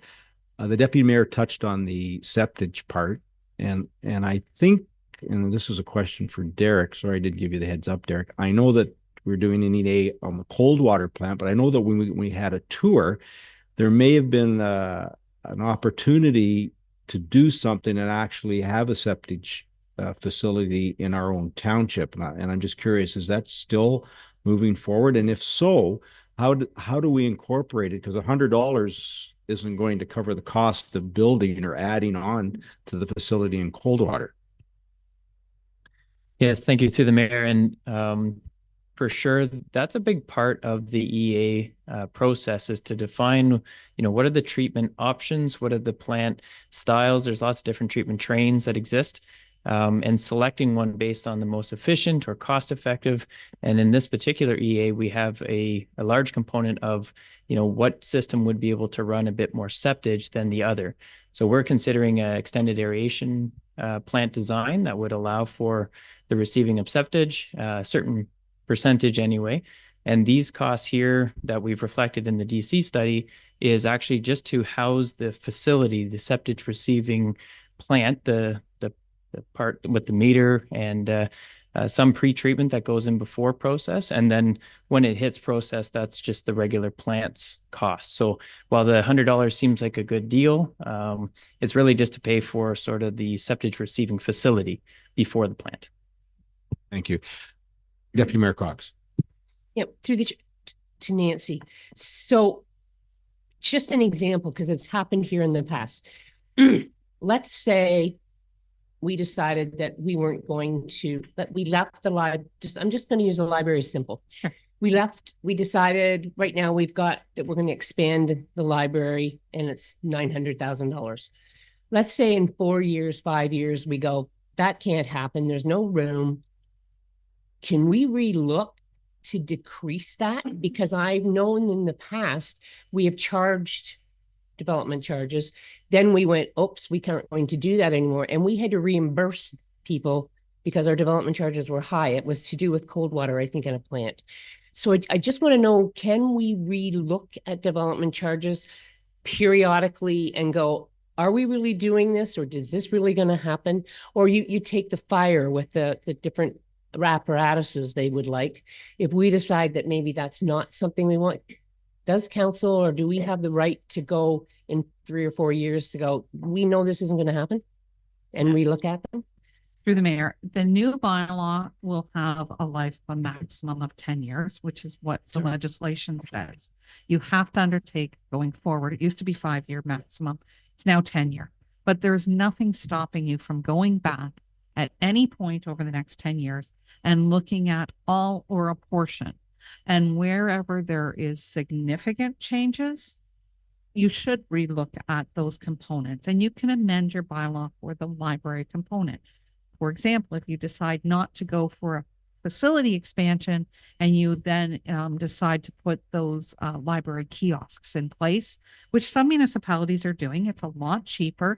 You might put one in your community center, you might want to put one here at the municipal hall or various other locations, and it's basically like a vending machine. That is another option. Bookmobile is the same thing, right? It provides the service in a different way that may be cheaper on the capital side, but more expensive on the operating side, which operating costs are not recoverable through the DC. So you do have to consider that. But if you decided, no, we're not going to expand the library, that is a significant change to take out $900,000 from the charge. And we would, you can go back, update that component of the study and amend your bylaw. On the other side, if with what comes out of the EA for the septage and haulage isn't what we've included here, but it is, say, double the cost of that, you may also want to come back and then update that component of that area specific to embrace the new costs. So there's nothing stopping you at any point over the full term of the bylaw from re-looking at any or all of the of what's included in here. Now, the Act does allow you to swap projects, and I'll give you an example. Oh, okay. Okay. I had a municipality years ago who thought that they were going to have to twin their arena and put a second ice pad in based on the growth and how much ice time they were being required to do. And that was being recovered over a 15-year period. When they got to year 7, when they actually went forward with the project, they did a little bit of a study to see what the needs were, and they were no longer getting requests for more ice time. The population that was coming to the municipality were more seniors in nature, and what there was a really big push on was for an indoor pickleball facility. And so they gave me a call. They gave me a call and said, can we change this? We don't need an arena. you're still, and I said, we look at it at the higher level. It's additional indoor recreation facility space. And yes, when we budgeted and thought based on that, the time that you'd need another arena, it doesn't matter if it's not an arena. It could be a pool, it could be an indoor Okay, pickleball facility. You have the ability annually through your budget to switch and swap out those projects. You're not going to build something that isn't required at the end of the day when you get there. And keep in mind, we're looking at a long period of time, and a lot can change even in 10 years. So the act and in the background study in chapter 7, there's a recommendation that will come forward as part of the staff report the day the bylaw passes. It'll be in there that allows you to swap out those projects. It also allows you to move the timing of projects. If growth just stalls and doesn't happen, well, you shouldn't have to put infrastructure in place for it. Right. You're not collecting for it, but you also shouldn't require some of that infrastructure. On the flip side, if growth accelerates, you may have to do some of the projects that we haven't contemplated till year 7, 8, or 9. You might have to do them in year 2, 3, or 4. And so staff during that budget process look at the actual take up of growth to make sure they're putting the infrastructure in place in time to service the growth. And that's where, when you look at chapter 5, we've estimated the timing of when we think the projects will be needed, but that needs to be massaged as well. But by all means, if we've included a project here and something different happens, it may just be swapping out the project. You only go back and update the calculations when it's a significant change in costing, not a little bit here or there. So basically, at budget every year, we should be looking at our development charges and ensuring that we're on the right track, be it that we need to swap or we need more or whatever, right? That's correct. And that's part of what staff. That would be Andrew's job. Yeah.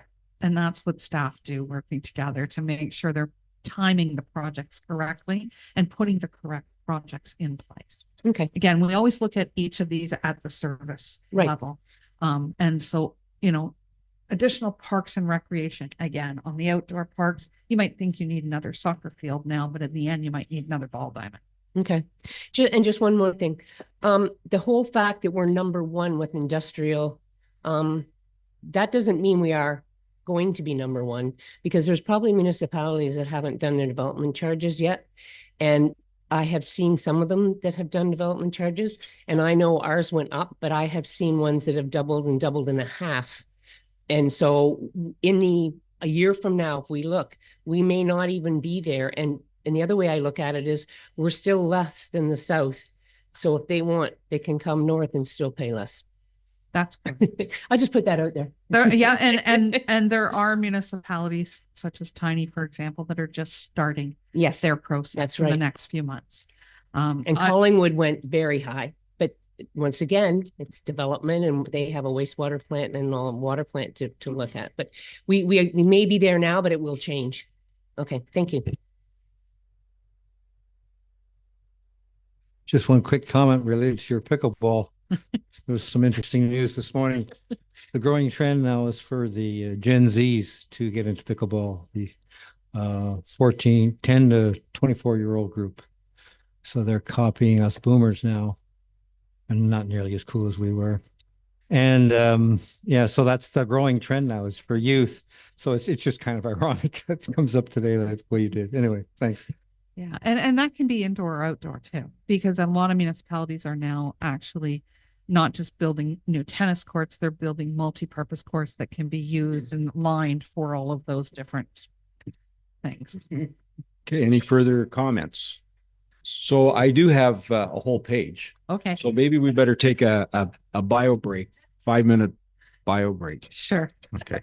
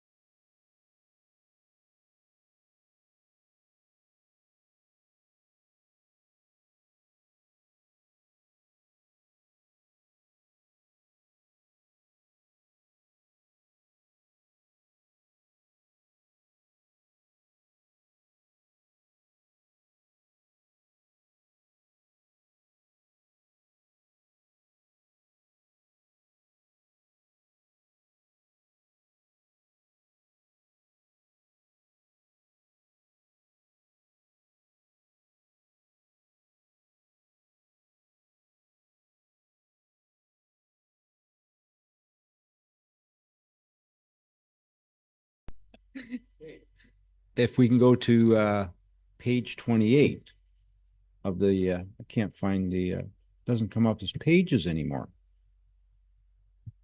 Page 28 of the report. Yes. I didn't have anything. Oh, I see. No, there's no page number.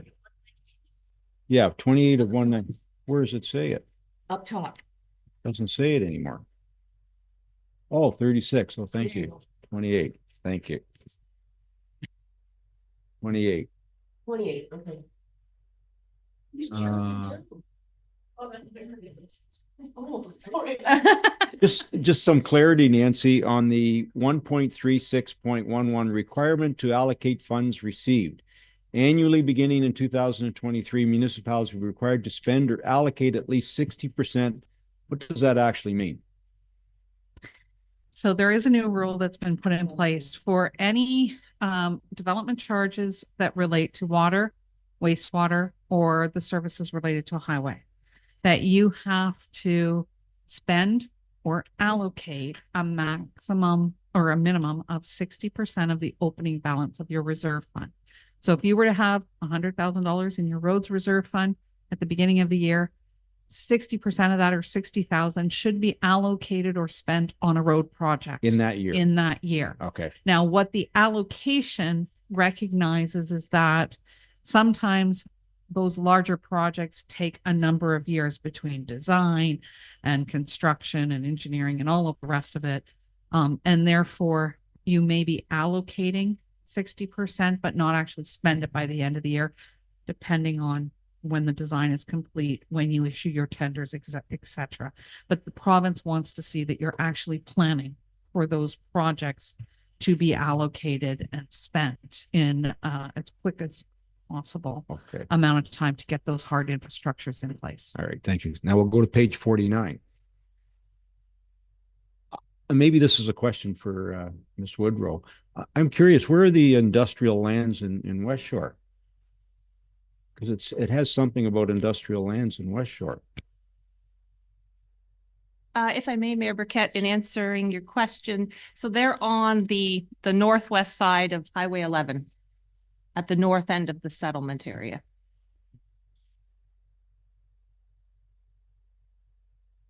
That's the plan. If I may, Mayor Burkett, to add to that, they're currently in a special policy area pending servicing. So they're not settlement employment at this time. They're like a future policy area. Now we can go to, okay, that question was answered. That was the library. Page 73, what I got on that page.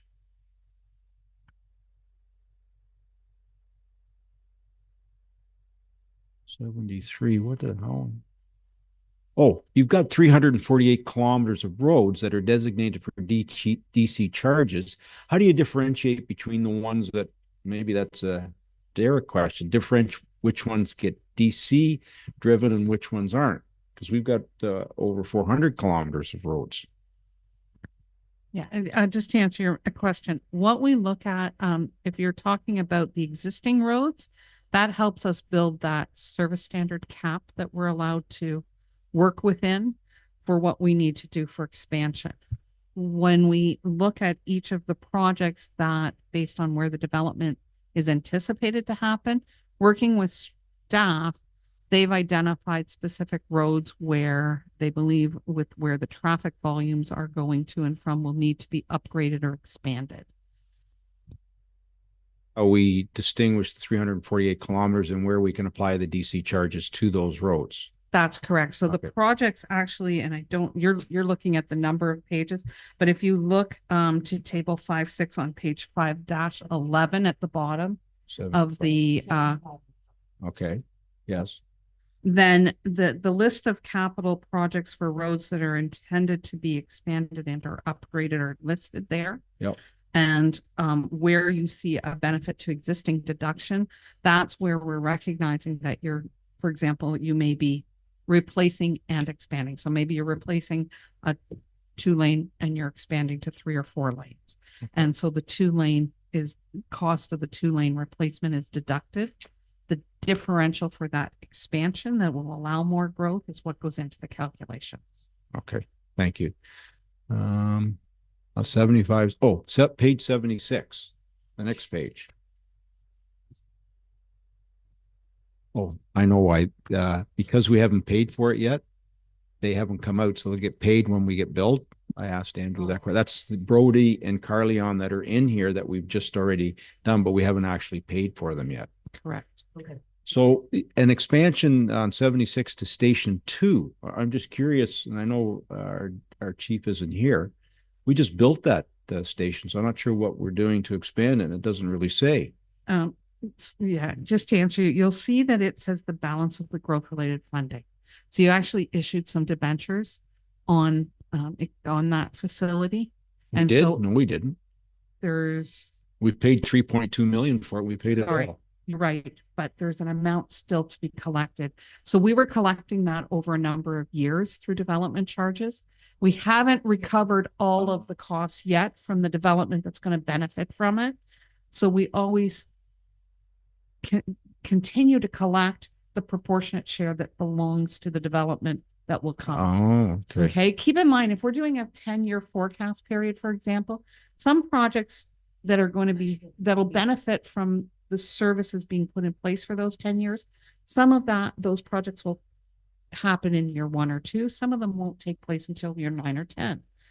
But we want to make sure that all of the growth that benefit from those projects actually pay towards those projects.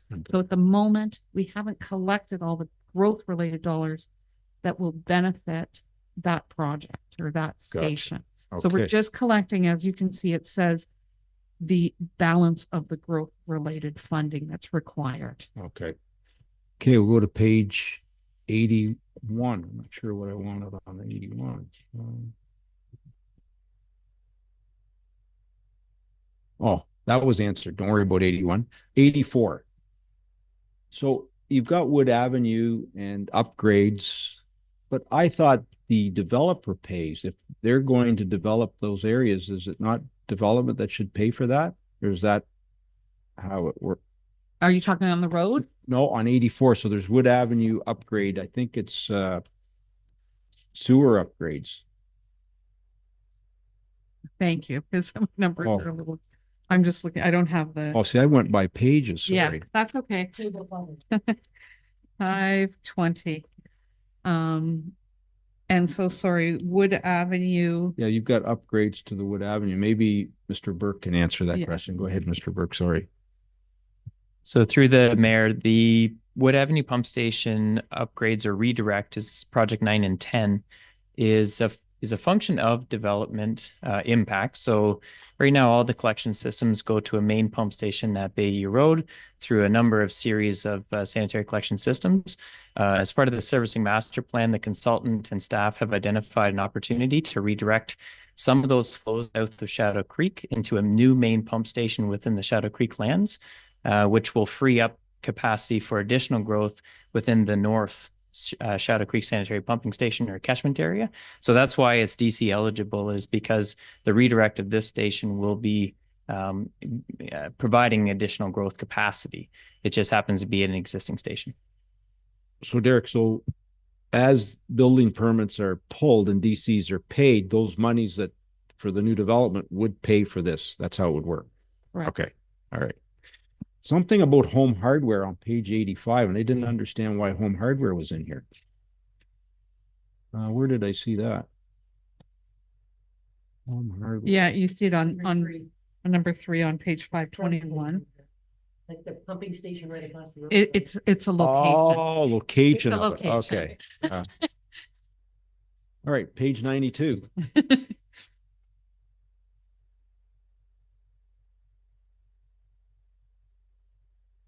I got 32,000. 63. What was that? 32,000. Where's page 92 now? Where did I get that? Yeah. 92. You've got $32,063,280. Where was that money coming from? Where did I see? No, it was 32 million. Wonder where I got that from. Oh, over here in the residential? Oh yeah, 32 million. Treatment DC Reserve Fund. residential 30, is that a calculation that we're projecting that calculation? Is that where that's coming from, that figure? Sorry, can you give me the page number? at the So bottom? I've got page 6-6. 2. It's got wastewater services, West Shore 1.1 treatment plants and collection systems. And if you go straight across to DC Reserve Fund, it's got a $32 million, it's the very first one. Yeah, that is the residential share of the growth-related costs that will benefit the residential development. So how did you get that anticipated. figure though? Where did it come from? Like how? So the total cost of the treatment plant and collection system upgrades that have to take place for wastewater services in West Shore, yes, has been allocated 32 of the amount that has to be recovered for growth. 32 million of that will benefit the residential growth and 7 million will benefit the non-residential growth. And that is based on a proportionate share that's split up based on the amount of capacity that's required for the number of homes versus the number of square footage of additional building space or employees that'll be in those buildings. so I'm still, where's the 32 million coming from? Oh, from the projects that are listed under the, if you go back to page 5-20, or table 511, Table 511, okay. all of the costs that are anticipated for the wastewater services in West Shore include the treatment plant expansion, pump station upgrades, the wood pumping station generator, twin force main, valve chambers, etc. So there's a number of projects there that all come up to what is a net growth related cost of over 39 million.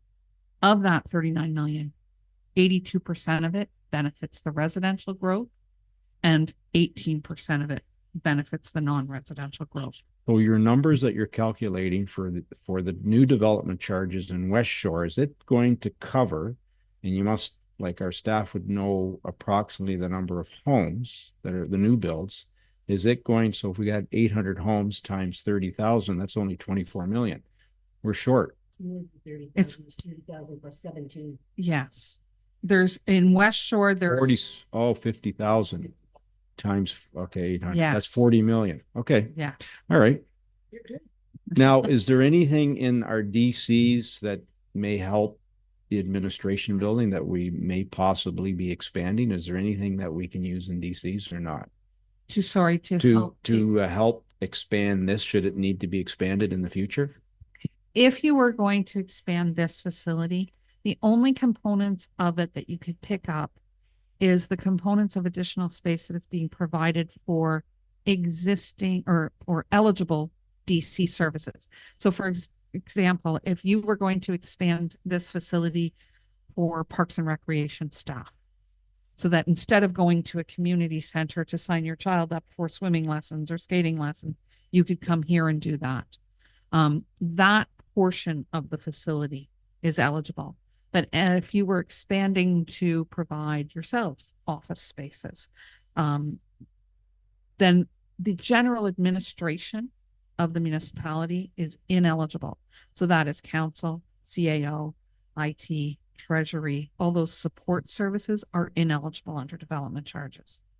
But if your space for public works, for the roads, the water, wastewater staff, Parks and Rec, if you were going to house your bylaw enforcement, yes, that's part of what's in here. If you had your fire chief and some of that here, then yes, any expansion of space, because if you put them out in their own facilities, that space would be required and eligible.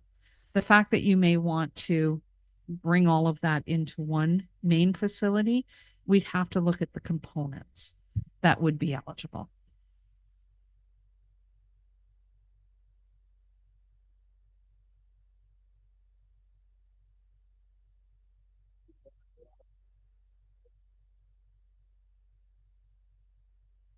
So you are actually responsible for a percentage share of library space through an agreement you have with Aurelia. And each municipality then pays their proportionate share for any expansionary impact. So that if they choose to expand their library space, and part of that is to help service your additional growth proportionately, then you pay for your proportionate share. When they do the project, you collect your DCs and you funnel it through them to provide that additional space and collection. Did we do it in the past? Yes. All I ever remember was seeing invoices, and Andrew's going to shed clarity on it. We paid so much for each one of our residents, which we were happy to do, but I don't remember a DC charge. They built that brand new at library. Did we contribute money to it? Should have asked Councillor Stevens when he was here. If I can, through to the mayor, we did not provide them any money as far as I'm aware of.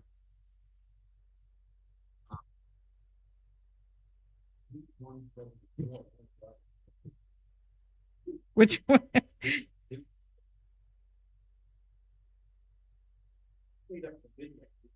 Good for you. It is page F5. F5.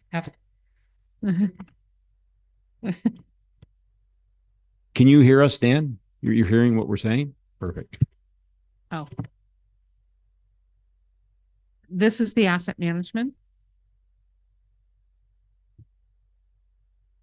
I just have to find it. I can't remember. It was half of it. Yeah, what the act requires us to do is identify that you can put all this new infrastructure in place, but once it's in place, you have to operate it and eventually save to replace it and maintain it. And we're just trying to look at, when all the infrastructure is in place, what that additional operating impact would be for the day-to-day operations and maintenance, as well as future. If you were going to start saving money, put it aside in a reserve fund so that eventually when this new infrastructure comes due for replacement, you'll have money there to do it. So, and maybe it's an Andrew. Well, how did we arrive at the $28,496,713? Yeah, so we look at what your total existing revenue is through your taxes and user fees and everything that you have now, Yes. your own source revenues, and then us breaking that down on a per capita basis.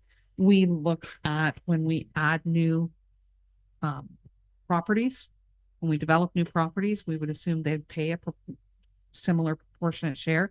It's not perfect, but we're trying to say not only do you have more expenses, but you'll also have new additional revenues being gathered through property taxes to help operate and maintain those new infrastructures and eventually replace them. So we're trying to look at both sides of it.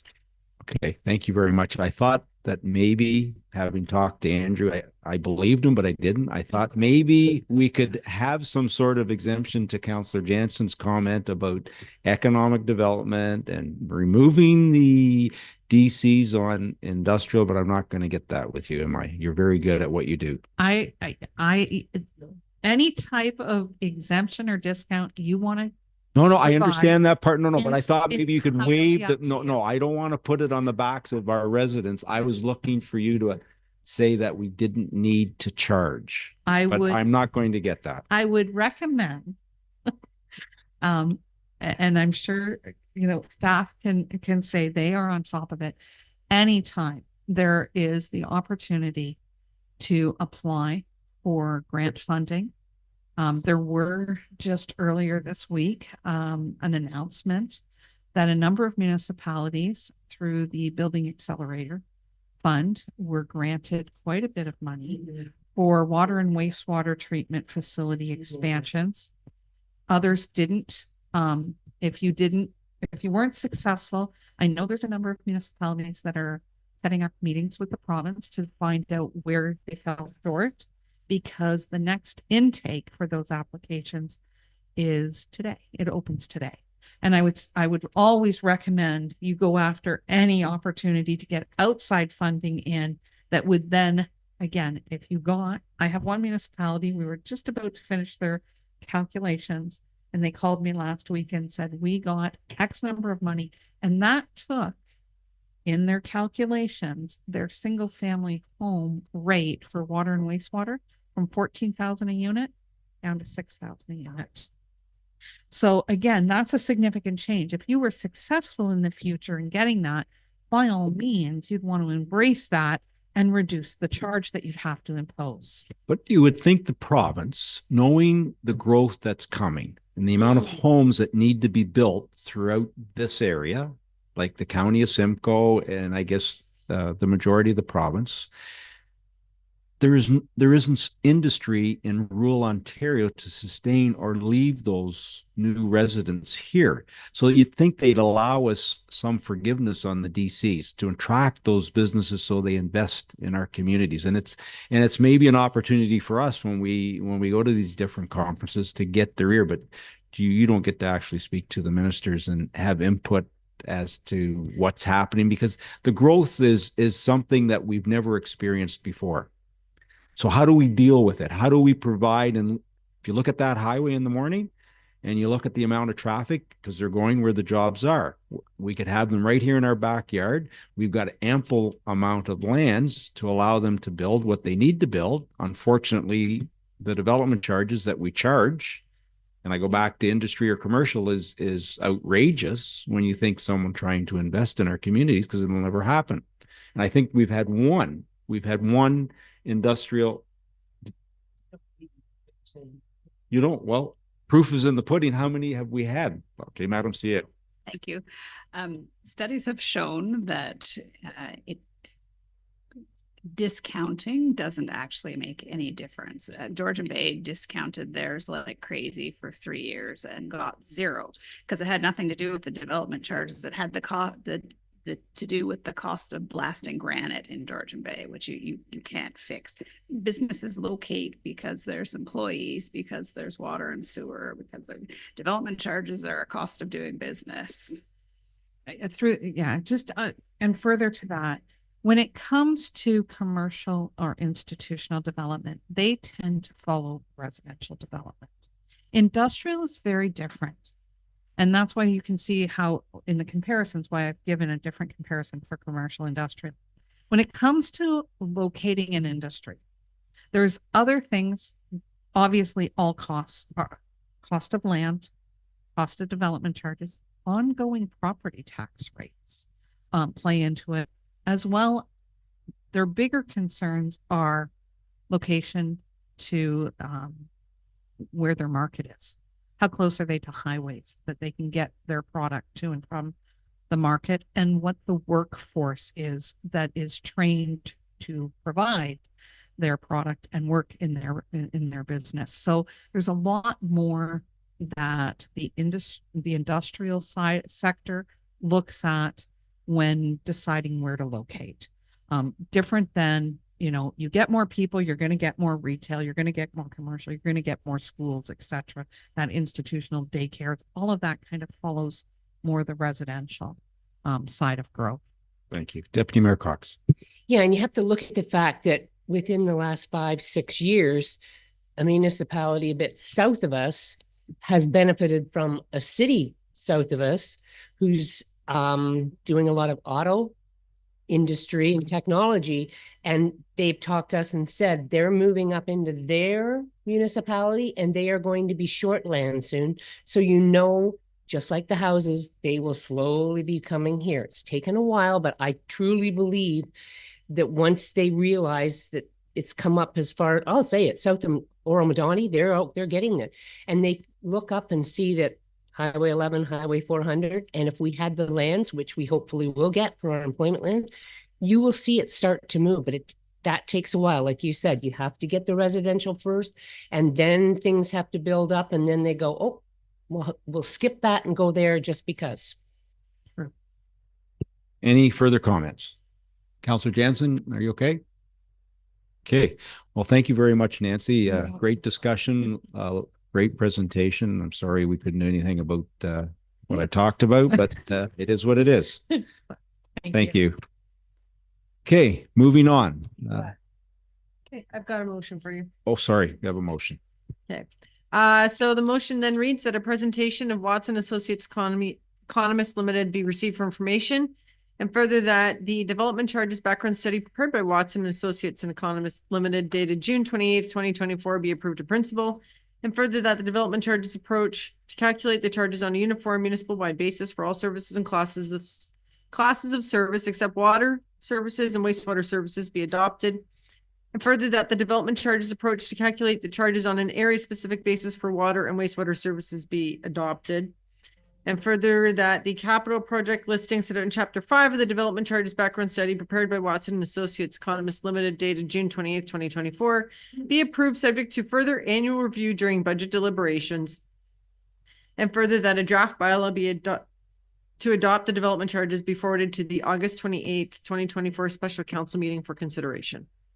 I just forgot to say one thing. You must have been in contact with our staff like for a long time to arrive at all the pages that you had to do. So I want to thank all of our staff. I can't imagine the amount of work that was to come up with what we've done, but thank you to each and every one of you.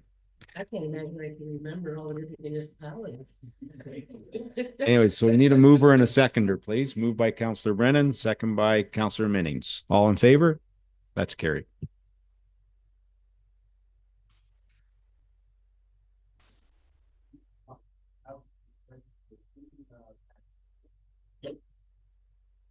Sorry it's taken this long. You do have 10 minutes, Mr. Daniel, to present, and Madam Clerk, if are you there still, Mr.? Yeah, it's Mr. Sirwa. I'm here. Yeah. Okay. Can you see me? We can't actually. Sometimes is your computer screen shut or something in front of your camera? No, it's open and can you see? My start video has been pushed.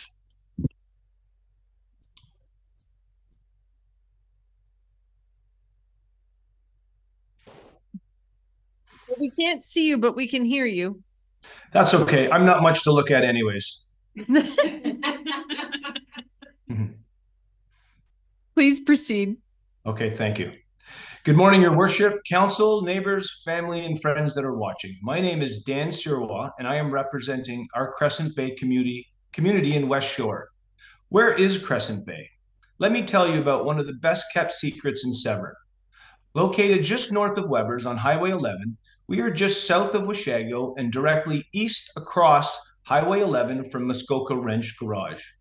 This tight-knit community is on the northwest shore of Lake Couchiching and consists of approximately 28 residential shore homes and a few with water view access. It's a mix of permanent and seasonal residents, most of which are seniors. The average home value in Crescent Bay is in the range of $1 to $2+ million.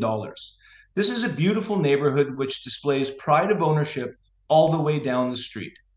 The condition of Crescent Bay Road is of great concern. This brings me to why I am here. I am supported by signed petitions from 95% of our Crescent Bay neighborhood, including our friends on Piccadilly Lane. These petitions basically say that Crescent Bay Road, which happens to be a dead-end road, needs your immediate attention. Why is dead-end important? I will touch upon that shortly. I'm here to speak to the conditions, the safety, and the risk we are all exposed to due to the conditions of these roads. Details of our complaint. We have a serious problem. A large enough problem where we have the majority of our community requesting action to correct this unsafe situation. Crescent Bay Road is dangerous. Potholes and deterioration have taken over and safety is now a major concern. Allison, could you show the first two photos, please? There are sections that are extremely difficult to navigate. In some areas, only one car can pass at a time. Most potholes are approximately 3 to 5 inches deep and only getting bigger and deeper. Some stretch out almost 8 feet long. Wear and tear has now become a real issue for our vehicles. The daily drive over such potholes unduly increases the cost of resident vehicle repairs. The maintenance schedule on this road is insufficient and absent for the most part. We recognize that workers are trying their best to keep up with the road repairs, but we also know it seems like they are fighting a losing battle. When crews come, they just dump tar into the dry holes, and it appears that they don't even tamp the tar down, leaving it up to the passing cars to do so. The issue with that is the tar does not stay in the holes, and subsequently the work the crew just did now becomes irrelevant. Allison, could you show the next two, please? Crews do not fill wet potholes, and in the spring, most holes are wet and full. Crews do what they can, and then we're lucky to see them back. April 2024 was our last visual contact with pothole crews. The largest holes are the ones that seem to be forgotten or overlooked. And now the smaller holes have become the larger ones. They are growing in diameter and depth. Allison, the next two, if you could. The impact and the risk assessment on this community. The bottom line is this road, the conditions are becoming dangerous. Emergency vehicle access is now posing a potential problem. We know of 3 ambulance calls in the last 4 months within our community, and the paramedics are not impressed. In one instance, a woman with severely injured ankle had an ambulance attendant have to hold her leg up off the stretcher while driving out of Crescent Bay to prevent further injury and to lessen discomfort. Another example, with a recent hip replacement complication, an ambulance had to drive 5 kilometers an hour to avoid bouncing the patient around in the back due to these conditions. The demand for these types of services are only going to increase given the aging population of this community. When meeting with our council over the past few months, she has stated that she's felt the need to take her husband's truck instead of her own vehicle due to these conditions. The most important example being that in 2023, our main culvert heaved right out of the ground, leaving the road completely impassable. This left more than half of our residents trapped on the dead-end road for approximately 24 hours. No in or out by any vehicle, no emergency services like fire or ambulance if required. As mentioned earlier, our community is made up mostly of seniors. You can see how the road closure could be catastrophic if unable to get through to deal with an emergency. This is a risky and potentially litigious scenario should the road ever become impassable again. It's already happened once. This cannot happen again. Property values are being affected in real time. There is currently a home on our road that is for sale. Buying agents have relayed feedback that potential buyers are unable to justify paying $1.5 million for a house on such a poorly conditioned road. This may result in an unfair price adjustment, possibly in the hundreds of thousands of dollars. This essentially punishes the seller for the condition of the township's road. This could be a loss of somebody's life savings, their retirement, if you will, all because of a neglected roadway. Not only driving has this become a concern, we have walking issues now. Our neighborhood has always been filled with folks walking up and down the street on a nice day. Now we hardly see anyone. Our senior community is finding it very difficult to walk along this road. Some with mobility devices and others with unsteady gaits are having difficulty navigating these hazards. They just don't come out anymore.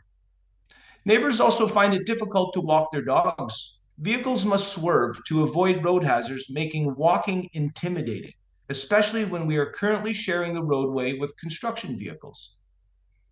Crescent Bay taxpayer expectations.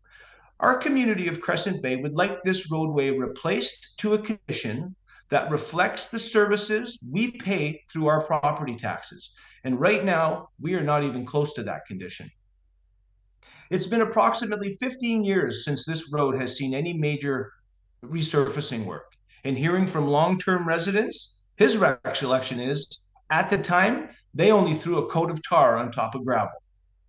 Our ditches also need to be able to handle the spring thaw and provide a proper drainage so that heaving and closing off our dead-end road does not happen again. According to the roads needs study, Crescent Bay is scheduled for resurfacing and replacement in 2033. That's 9 years from now. That technically means by 2033, Some of us on Crescent Bay Road and Piccadilly Lane will have paid close to $100,000 individually in property taxes with no significant improvement to the road. This road will not make another 9 years, let alone another 9 months. This is just unacceptable. Our community would like the Township of Severn to stop wasting taxpayer dollars on continual maintenance, which doesn't seem to solve the issues. They only seem to be getting worse. There is no return on our investment when it comes to our road maintenance and our tax dollars. It's a duplication of effort by attempting to fill potholes, and it's a complete waste of money and valuable time. New Brayley Road was just resurfaced after multiple complaints. That road is 3 kilometers long. Looking at Google Maps, it appears that there's approximately 12 to 13 homes on that stretch of road. So 12 homes for 3 kilometers. We are 30 homes in 1 kilometer. Crescent Bay Road is only 1 kilometer long, and it seems completely reasonable, a request given the density and the previous lack of access issues some residents have faced. Until resurfacing next year, we would expect all potholes to be filled in a timely manner and properly, using materials that are applied correctly to all hazards along the roadway. This includes getting rid of the water and then patching them. In conclusion, Council, we need to make this 1 kilometer dead-end road a priority next year. In the upcoming budget for 2025, we trust that you will be able to find the resources to rectify this potentially dangerous situation. Residents are becoming discouraged. We have complained, we've made the township aware of these issues. Our community would like action on this matter as soon as possible. We are recognizing that there is a serious potential for litigation if emergency services were unable to get through and something serious were to happen as a result of roadway neglect. We don't want this, and I'm sure Council does not want this either. This is a quick win for both of us, residents and Town Council. You guys have the power to make this right. I think we can agree that the time for work to be done is now. Let's not wait till 2033. Let's do this right now. It's 1 kilometer of roadway. Thank you for taking the time to listen to our concerns. We respect the process and hope you all agree 1 kilometer of road replacement for shoreline residential taxpayers is long overdue. Homeowners deserve a road reflective of that revenue. In closing, our community invites Council to come and see for yourselves the conditions of this road. I'm sure you will all agree that it's time for change. Thank you for your time. Thank you very much for your presentation. Any comments, Council? Deputy Mayor Cox. Yeah, I'd just like to ask if we could make a motion to refer this to the 2025 budget and have the, pardon? Yeah, and have the Public Works go out and maybe see it before we get into the new road discussion we usually have before the budget, so you have some idea on maybe costs. Thank you. Any further comments? Councillor Minnings. Hi, thank you. And thank you to Dan and the residents at Crescent Bay who did all this work.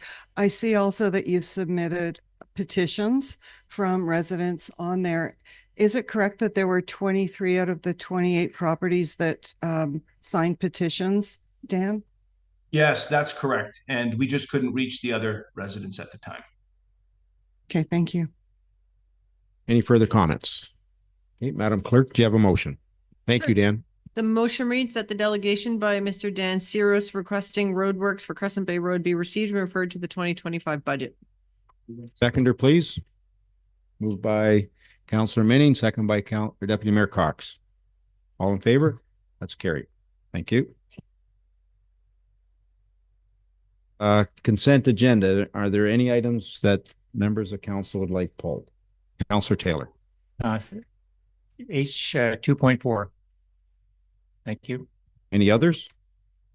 Okay, Madam Clerk, do you have a motion? Oh, Councillor Minnings. Thank you. I'm just looking for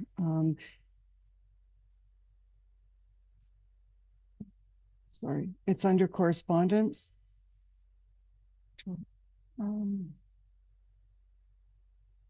Sorry, I'm not seeing it. It's the parking. That would be H 2.1. Thank you very much. Oh, right at the top, H 2.1, please. Thank you. Any further? Okay, Madam Clerk, do you have a motion? Thank you. Motion reads that the agenda be adopted, including consent items with the exception of items H 2.1 and H 2.4. Seconder, please. Moved by Councillor Taylor, second by Councillor McIntyre. All in favor? That's carried. Thank you. Moving on to planning, J.1, planning report number P24-028, part lot control exemption bylaw, Greenwood Landing Development, blocks 86, 87, and part block 88, plan 51M-1227, 7987, and 6977 Brandon Avenue. Ms. Woodrow. Thank you, Mayor Burkett. As you've noted, this is for the Greenwood Landing subdivision in Coldwater. Another 2 blocks of townhouses are nearing completion. Each block contains 5 proposed units. However, those units cannot be conveyed individually until such time as council considers the part lot control bylaws that are included within the staff report in draft format. Should you find it to be acceptable, the bylaws are later on the agenda for your consideration. Thank you. Thank you. Any comments from council? Oh, Madam Clerk, do you have a motion? Thank you. The motion reads that planning report number P24-028 dated August 14th, 2024, with respect to a part lot control bylaw applications for the lands described as blocks 86, 87, and part of block 88, plan 51M-1227 be received, and that the draft part lot control exemption bylaws included as attachment 5 and 6 to planning report P24-028 be brought forward immediately. Thank you. Mover and a seconder, please. Moved by Councillor Jansen, second by Councillor Taylor. All in favor? That's carried. Thank you. Moving on to planning report P24-030, pre-servicing agreement, high level construction limited, 3879 Town Line, Marchmount. Ms. Woodrow. Thank you, Mayor Burkett. So this report is with respect to a proposed draft pre-servicing agreement for high-level construction for the property in Marchmont known as 3879 Town Line. It's proposed that this development be of 19 units on private services, individual well and septic.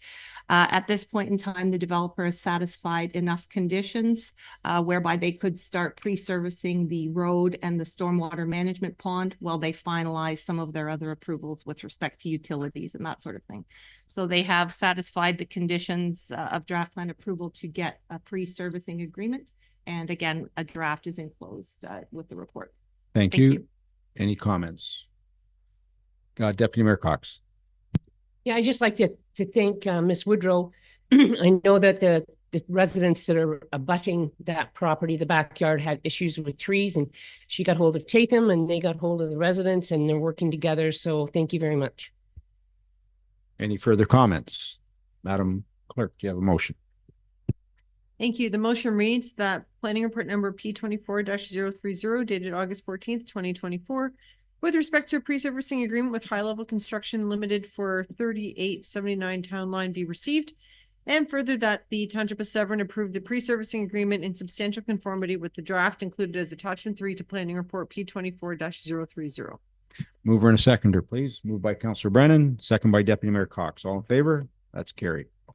Moving on to Public Works, J2.1, Public Works Report number W24-019, Wayman Line Culvert Replacement.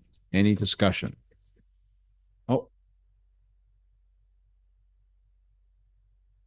Did you want to speak to it, Colt?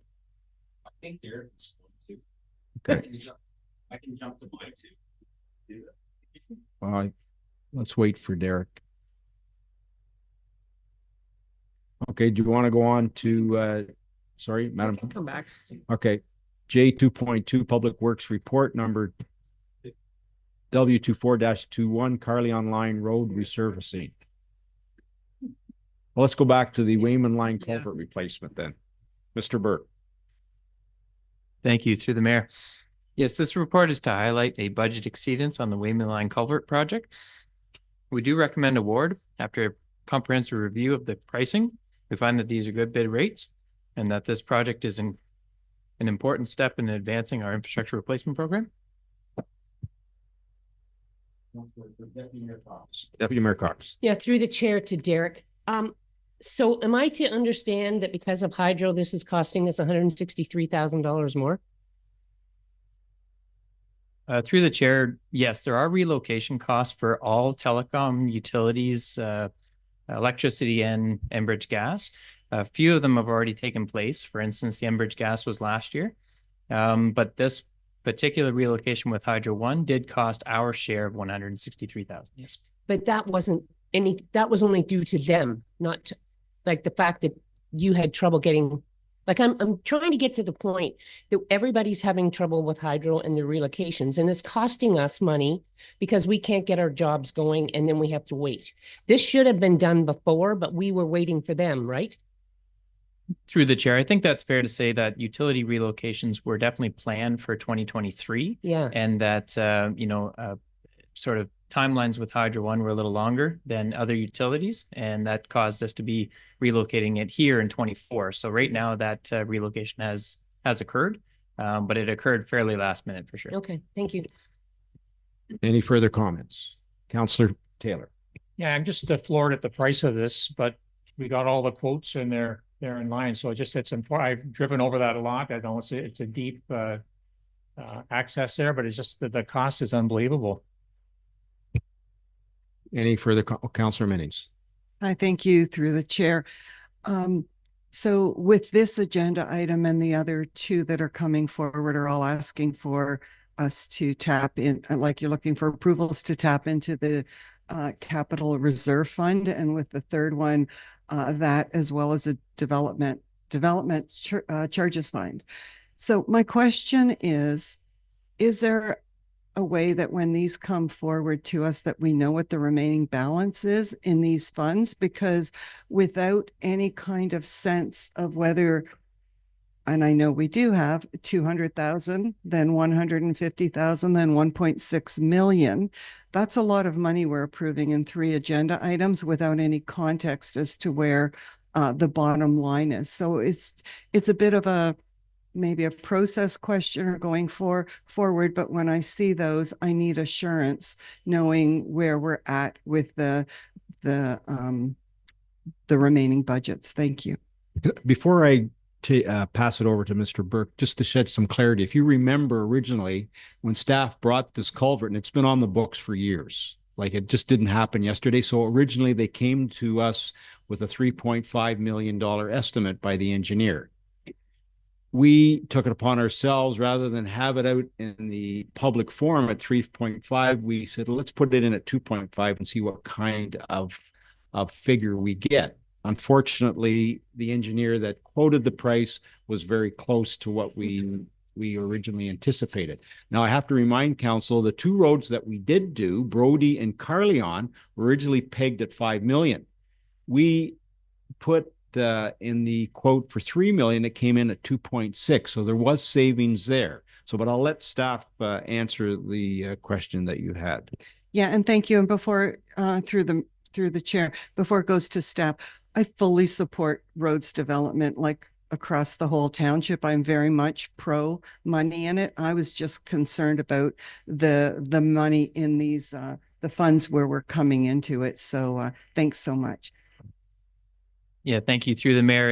And actually, we'll take note that in the financial section, we try to report both where it's coming from and maybe where the current reserve levels might be.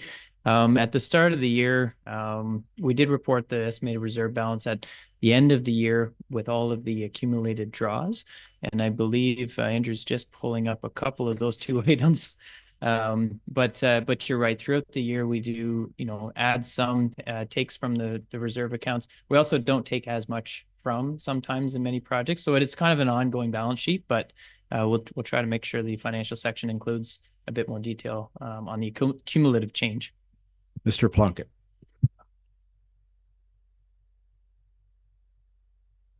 If I can, through the mayor to Councillor Minnings, the estimate for the development charges as of the end of 2023, once we take in all of the budget changes or all the usage of DCs this year would have us at approximately 7 million in the development charges at the end of 2024. The capital reserve expectation on budgets is it would be approximately 7 million as well at the end of 2024. But we can certainly include that in future reports as well. Thank you. Councillor McIntyre. Thank you through the chair. I'm just a little stymied in my thought process about what the Deputy Mayor brought up about the $163,000.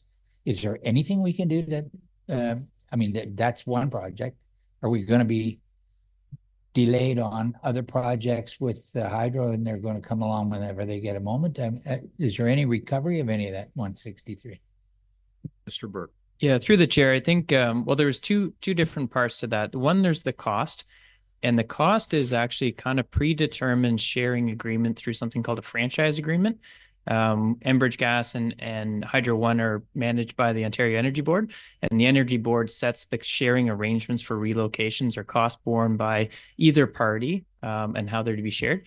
But going forward in terms of timing, we do advance designs many years in advance of the project with the hopes that we can coordinate utility relocates within one full defined year. That was our plan for this project. Unfortunately, like I said, there was a bit of a delay on Hydro One's behalf, not joining the rest of the rest of the utilities from relocating in 23. But what we do here at the project planning and capital delivery team side is we try to get early conversations going with those utilities, get the designers to identify any conflicts, and get a whole year set aside for relocation so that this sort of thing doesn't happen. Supplemental. So the answer is no. We can't get recover any of the because they're tardy. Is that what it amounts to? They're being tardy and relocates, and we have to pay for it. Yeah, through the chair, just to be clear, the cost sharing agreements within the franchise agreements is non-negotiable. It's the cost to relocate at their rates, and then our share gets billed to us. Any further comments?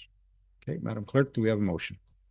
Yes, thank you. The motion reads that Public Works Report number W24-019 dated August 14th, 2024, with respect to Wainman Line culvert replacement be received, and further that the bid received by Ratcliffe Excavating and Grading Inc. in the amount of $3,257,160, excluding HST, be accepted, and further that the additional $1,169,000 required to complete the works be approved, and for that the deficiency be funded from the Development Charges Reserve Fund and the Capital Reserve as appropriate. Okay, mover and a seconder, moved by Deputy Mayor Cox, second by Councillor Brennan. All in favor? That's carried. Moving on to Public Works Report number W24-021, Carleon Line Road resurfacing. Cole. Good morning. Through the mayor. This section of road was originally to be a part of the scope of the Brodie Carleon project. I believe it was refined, the scope of that project, to not include it for budget reasons. But upon receipt of that tender, we got very competitive pricing on that. And we do propose to do this 700-meter stretch from Division Road to approximately right before our pit on Carleon. Thank you. Any discussion? Councillor Brennan. Yeah, I just want to note, I received lots of concerns about that stretch of road and its current condition. So I think it's pretty obvious where I want to go on this. Any further comments? Madam Clerk, do you have a motion? Certainly, the motion reads that Public Works Report number W24-021 dated August 7th, 2024, with respect to Carleon Line Road resurfacing be received. And further that the proposed mid-year budget addition for resurfacing Carleon Line from Division Road East to 700 meters north be included in the 2024 capital plan in the amount of $150,000, and further that the project be funded from the capital reserve. Thank you. Mover and a seconder, moved by Councillor Brennan, second by Councillor McIntyre. All in favor? That's carried. Thank you. Moving on to Public Works Report number W24-2020, Foxmead Road Culvert Rehabilitation. Who would like to speak to that, Cole? Through the mayor.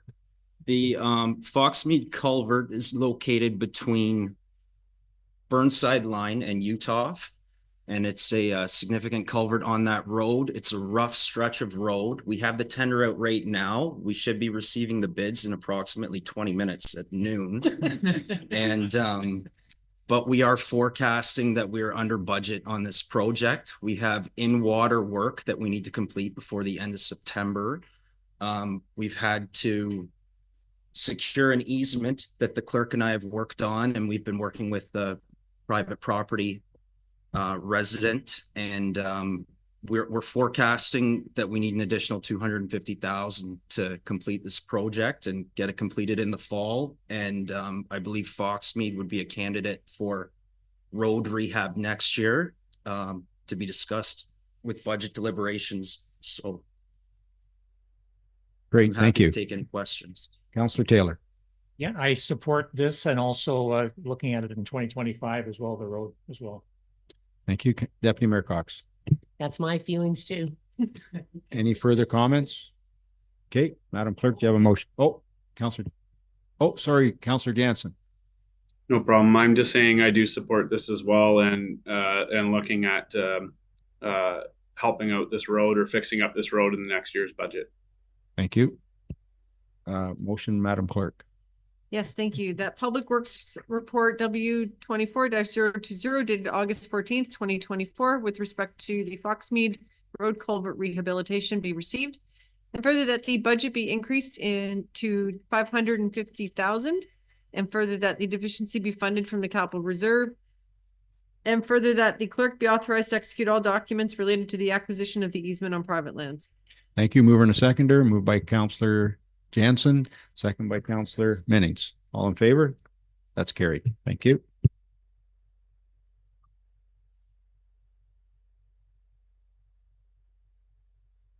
Microphone. Sorry. Administration report number A24-024 hybrid meetings. Who would like to speak to this?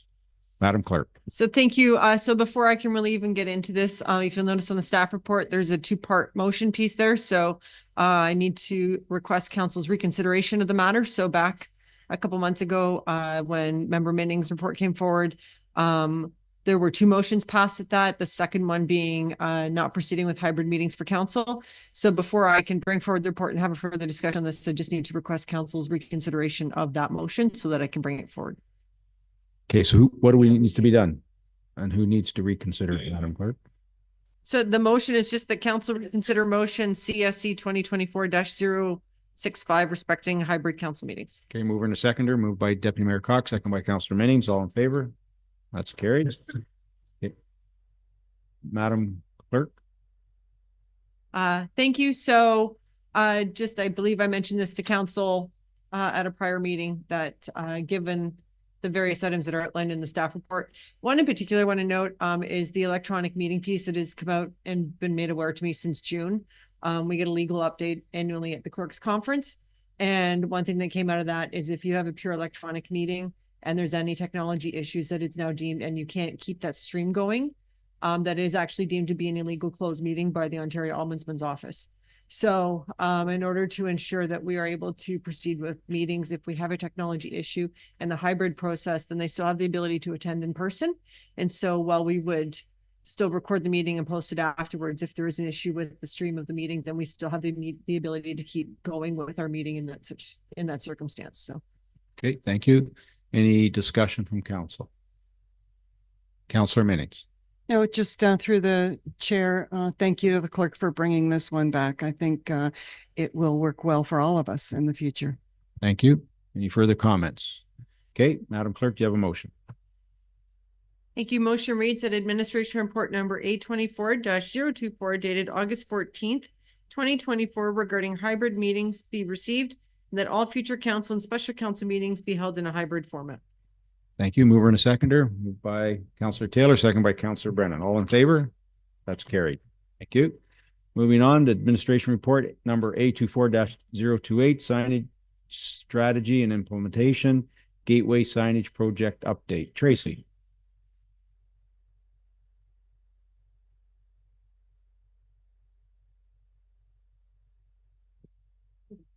Through the mayor. Good morning.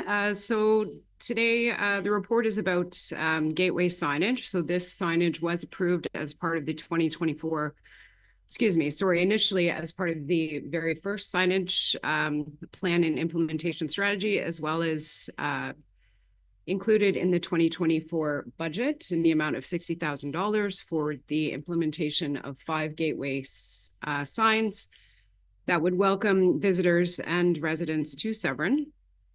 So that budget amount was $60,000 for these signs. That was based on initial estimate from 2011. After doing some, getting some new quotes, obviously we determined that this amount is not reflective of the current cost of the overall project requirements. We did release a request for proposal, myself and the Public Works team, for a qualified engineering firm as the first phase of the project to assess the proposed sites that we have worked to identify throughout the township, as well as to, as part of that, to assess those sites, develop the sign concepts, acquire approvals and permits from the MTO and the County of Simcoe as required if we wish to proceed with those proposed designs at that time, and as well to then prepare the tender documents prior to selecting a sign fabricator and installer for the remaining phases related to that project. So based on the tenders that we received and reviewed, both by myself and the Public Works team, we are recommending that the project be awarded to Plural is the name of the vendor in the amount of $33,204. The reason that I'm bringing this report forward more than anything is just to be very transparent about this does not actually include the costs related to the fabrication and installation of the signs. But after review of the project as a whole, with the support of Public Works, we just really don't have the in-house technical capabilities to assess the signs for this type of installation. So these are along major highways, busy routes. We do need that technical experience and capability to determine which of the sites are appropriate and to as well design the signs and ensure that those designs and sites meet the requirements of external agencies, which is why we're bringing this. Thank you very much, Deputy Mayor Cox. Through the chair, I can totally go with the MTO. That'll be a fun time. I really like the design, and I'm wondering, are we going to do solar lighting? Because obviously electric isn't, we went through that, saw with costs for the county for some of their signs. So I just wanted to ask that question. So through the mayor to Councillor Cox, that at this time, the concept that has been provided as part of this report is just that. It's a draft concept. So we haven't actually went beyond that phase. This new vendor that we would be awarding this contract to, they would be developing 3 concepts for review by council. So you would get to choose which of those you preferred for those locations if you decided to move forward. But as part of that, we can communicate to the vendor that we would like the lighting included. It's not a requirement per the MTO, but they do have requirements as to how that lighting can be directed, which we would have to follow. But, you know, if it is something that council wishes to see included, I can ensure that that is part of it. Well, supplemental at night, it does make a difference because sometimes your headlights don't see it. And if you're looking for a place to pull off. So I just think I'm the rest of council, but that's my opinion, is that some nice subdued, like whatever they tell us, but solar lighting would be an excellent way to go. And it's much more efficient. Thank you. Thank you. Any further comments? Okay, Madam Clerk, you have a motion. Thank you, Tracy. Derek, thank you. Thank you. That administration report number A24-028, signage strategy and implementation plan, gateway signage project update, be received, and that project number F18 2024-23 be awarded to Plural Stemski Kelly Associates Inc. for the condition that as the project scope is subject to change, payment amounts are reliant on the scope of work identified before and after each milestone detailed within the request for proposal and as agreed upon by Plural and the Director of Public Works, and that staff be directed to award project F18 2024-23 as recommended. Thank you. Mover and seconder, moved by Deputy Mayor Cox, second by Councillor Taylor. All in favor? That's carried.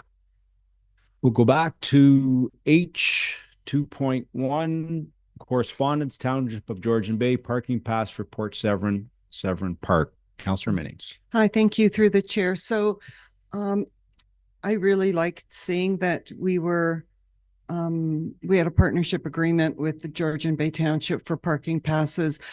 One thing I wasn't aware of until I saw the correspondence letter in the agenda was that the township prepaid for those parking passes. Rather, when it was first posted on the township's website, for example, I assumed that we would just go to Georgian Bay Township and purchase the parking passes. That's what my family and I were prepared to do. So I just wasn't sure of how that went. So when I did follow up with the township, I now understand that there was a discussion with the mayor and the deputy and the ward councillor, and that was all great. And I'm just wondering, as far as policy or process, because this was new for me to see something like this come forward, is there a set amount for when these things are decided informally among less than a majority of council, and is there a dollar amount that when it would come to council for decision? So just a question. Madam CEO. I guess as long as staff are within their overall global budget, I think we have to go out for bids and tenders, and council approve over 50,000. So this would be well under that. If we didn't have money, like if Craig couldn't find it in his budget, then yes, we would have to come back. But in such a small dollar amount, we wouldn't normally. Okay, thank you. So 50,000 more or less, like that's just a base that, or is that a set amount that we have in the township? Madam Clerk. What maybe I could do is just send the township's purchasing procurement policy to council, just so everyone has it. It sets out, depending on what's going on, what the thresholds are, where we have to come back to council or staff have authority to proceed. And then that might help shed some clarity on where those rules are, because there's different types of procurement and when that threshold hits. Thank you. That would be great. Any further comments? Councillor Taylor. Yeah, I know it was time sensitive, and I was able to take advantage of it as well. Took my grandkids there, been there 3 times, and I want to thank staff for working with Georgian Bay, and hopefully it's more of good things to come. Of all of us here, before Craig speaks, this has been ongoing for years. It's been something the residents over in Councillor Taylor's ward has been looking for, and we're not even sure next year whether or not Georgian Bay is going to be receptive to this. So it's nice that some of our residents are able to make use of a park that's virtually empty. Anyways, Craig, go ahead. Thank you, Mr. Mayor. I was just gonna give a bit of background on this, just so everybody's aware that this was a recommendation that came forward through the Culture and Rec Committee last year that we pursued back in, we submitted a letter to Township of Georgian Bay back in early April to get this underway. Just through negotiations, we came to this avenue of having they distribute the passes for us. So we agreed on 50 with them. To date, we are aware of about 30 that have been sold. So they will bill us for how many that do get sold. So the residents go up to the Township of Georgian Bay office to pick up their pass, and then we'll be back billed at the end of the season. So, and then enter into discussions for next year again to see where we're at. So thank you very much. And I can remember last year when we were golfing, we were trying to lobby the members of council to somehow allow us to do this. So it's great that you were able to make it happen. Deputy Mayor Cox. Yeah, and this is just a pilot, and we thought that because it was so close to the end of the summer, let's try it out and see what happens. So next year we may have come up with a whole different idea, because I know that there have been some residents who said to me, if I could even know that I could go pay for one, then I would be happy, or even a discounted I'd pay. So those are things we can look at next year. Thank you. And thank you very much, Craig. We really tried, and you did it. So thank you. Any further comments? Okay. Madam Clerk, do you have a motion? It's just that the correspondence from the Township of Georgian Bay regarding parking pass for Port Severn Park be received as information. Mover and a seconder. Moved by Councillor Taylor, second by Deputy Mayor Cox. All in favor? That's carried. Moving on to 2.4, floating accommodations working group. Councillor Taylor. Thank you, Mr. Mayor.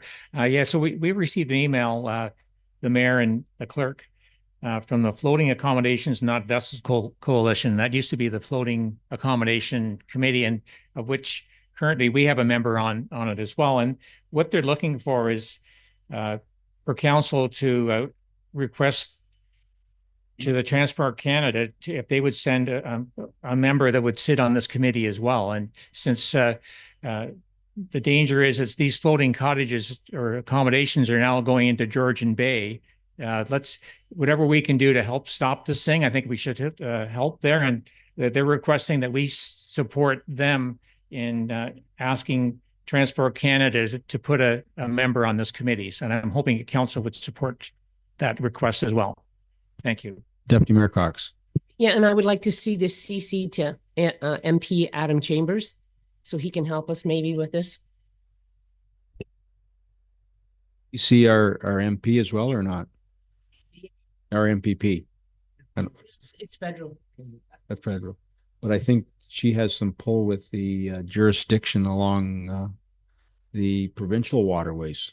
Are they not allowed along the Severn? Anyways, we don't have to if we don't like it. Okay, any further comments?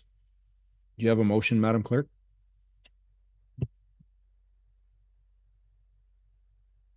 Yes, so the motion reads that the correspondence from the Floating Accommodation Working Group regarding a request for assistance be received, and that correspondence be sent to the Director General of Safety and Security requesting representative from Transport Canada to join the working group, and that the correspondence be copied to the local MP and MPP. Mover and a seconder, moved by Councillor Taylor, second by Deputy Mayor Cox. All in favor? It's carried. Thank you. Moving on to, so we've done 2.0 bylaws. No new business. Do we have any announcements? Harry Potter tomorrow. Oh, Councillor Jansen, go ahead. Sorry. It's stepping on his balloon here. Yeah, I just wanted to mention that this weekend in Coldwater is the Magical World of Witchcraft and Wizardry, a Harry Potter themed event that runs from 9 till 4 p.m. It's hosted by the Coldwater BIA. Definitely invite all of our community to come and attend. Thank you. Thank you. Any further comments? No. No closed session. General bylaws, Madam Clerk. Thank you. That bylaw number 2024-44 through 2024-45 is hereby ready first, second, third time, and finally passed. Mover and a seconder, moved by Councillor McIntyre, second by Councillor Brennan. All in favor? It's carried. Moving on to confirmation bylaw. That bylaw number 2024-46 is hereby ready first, second, third time, and finally passed. Mover and a seconder, moved by Councillor Minning, second by Councillor Taylor. All in favor? That's carried. And adjournment, Madam Clerk. That this meeting is adjourned at 11:58 a.m. Mover and a seconder, moved by Councillor Taylor, second by Councillor Brennan. All in favor? That is carried. Thank you very much.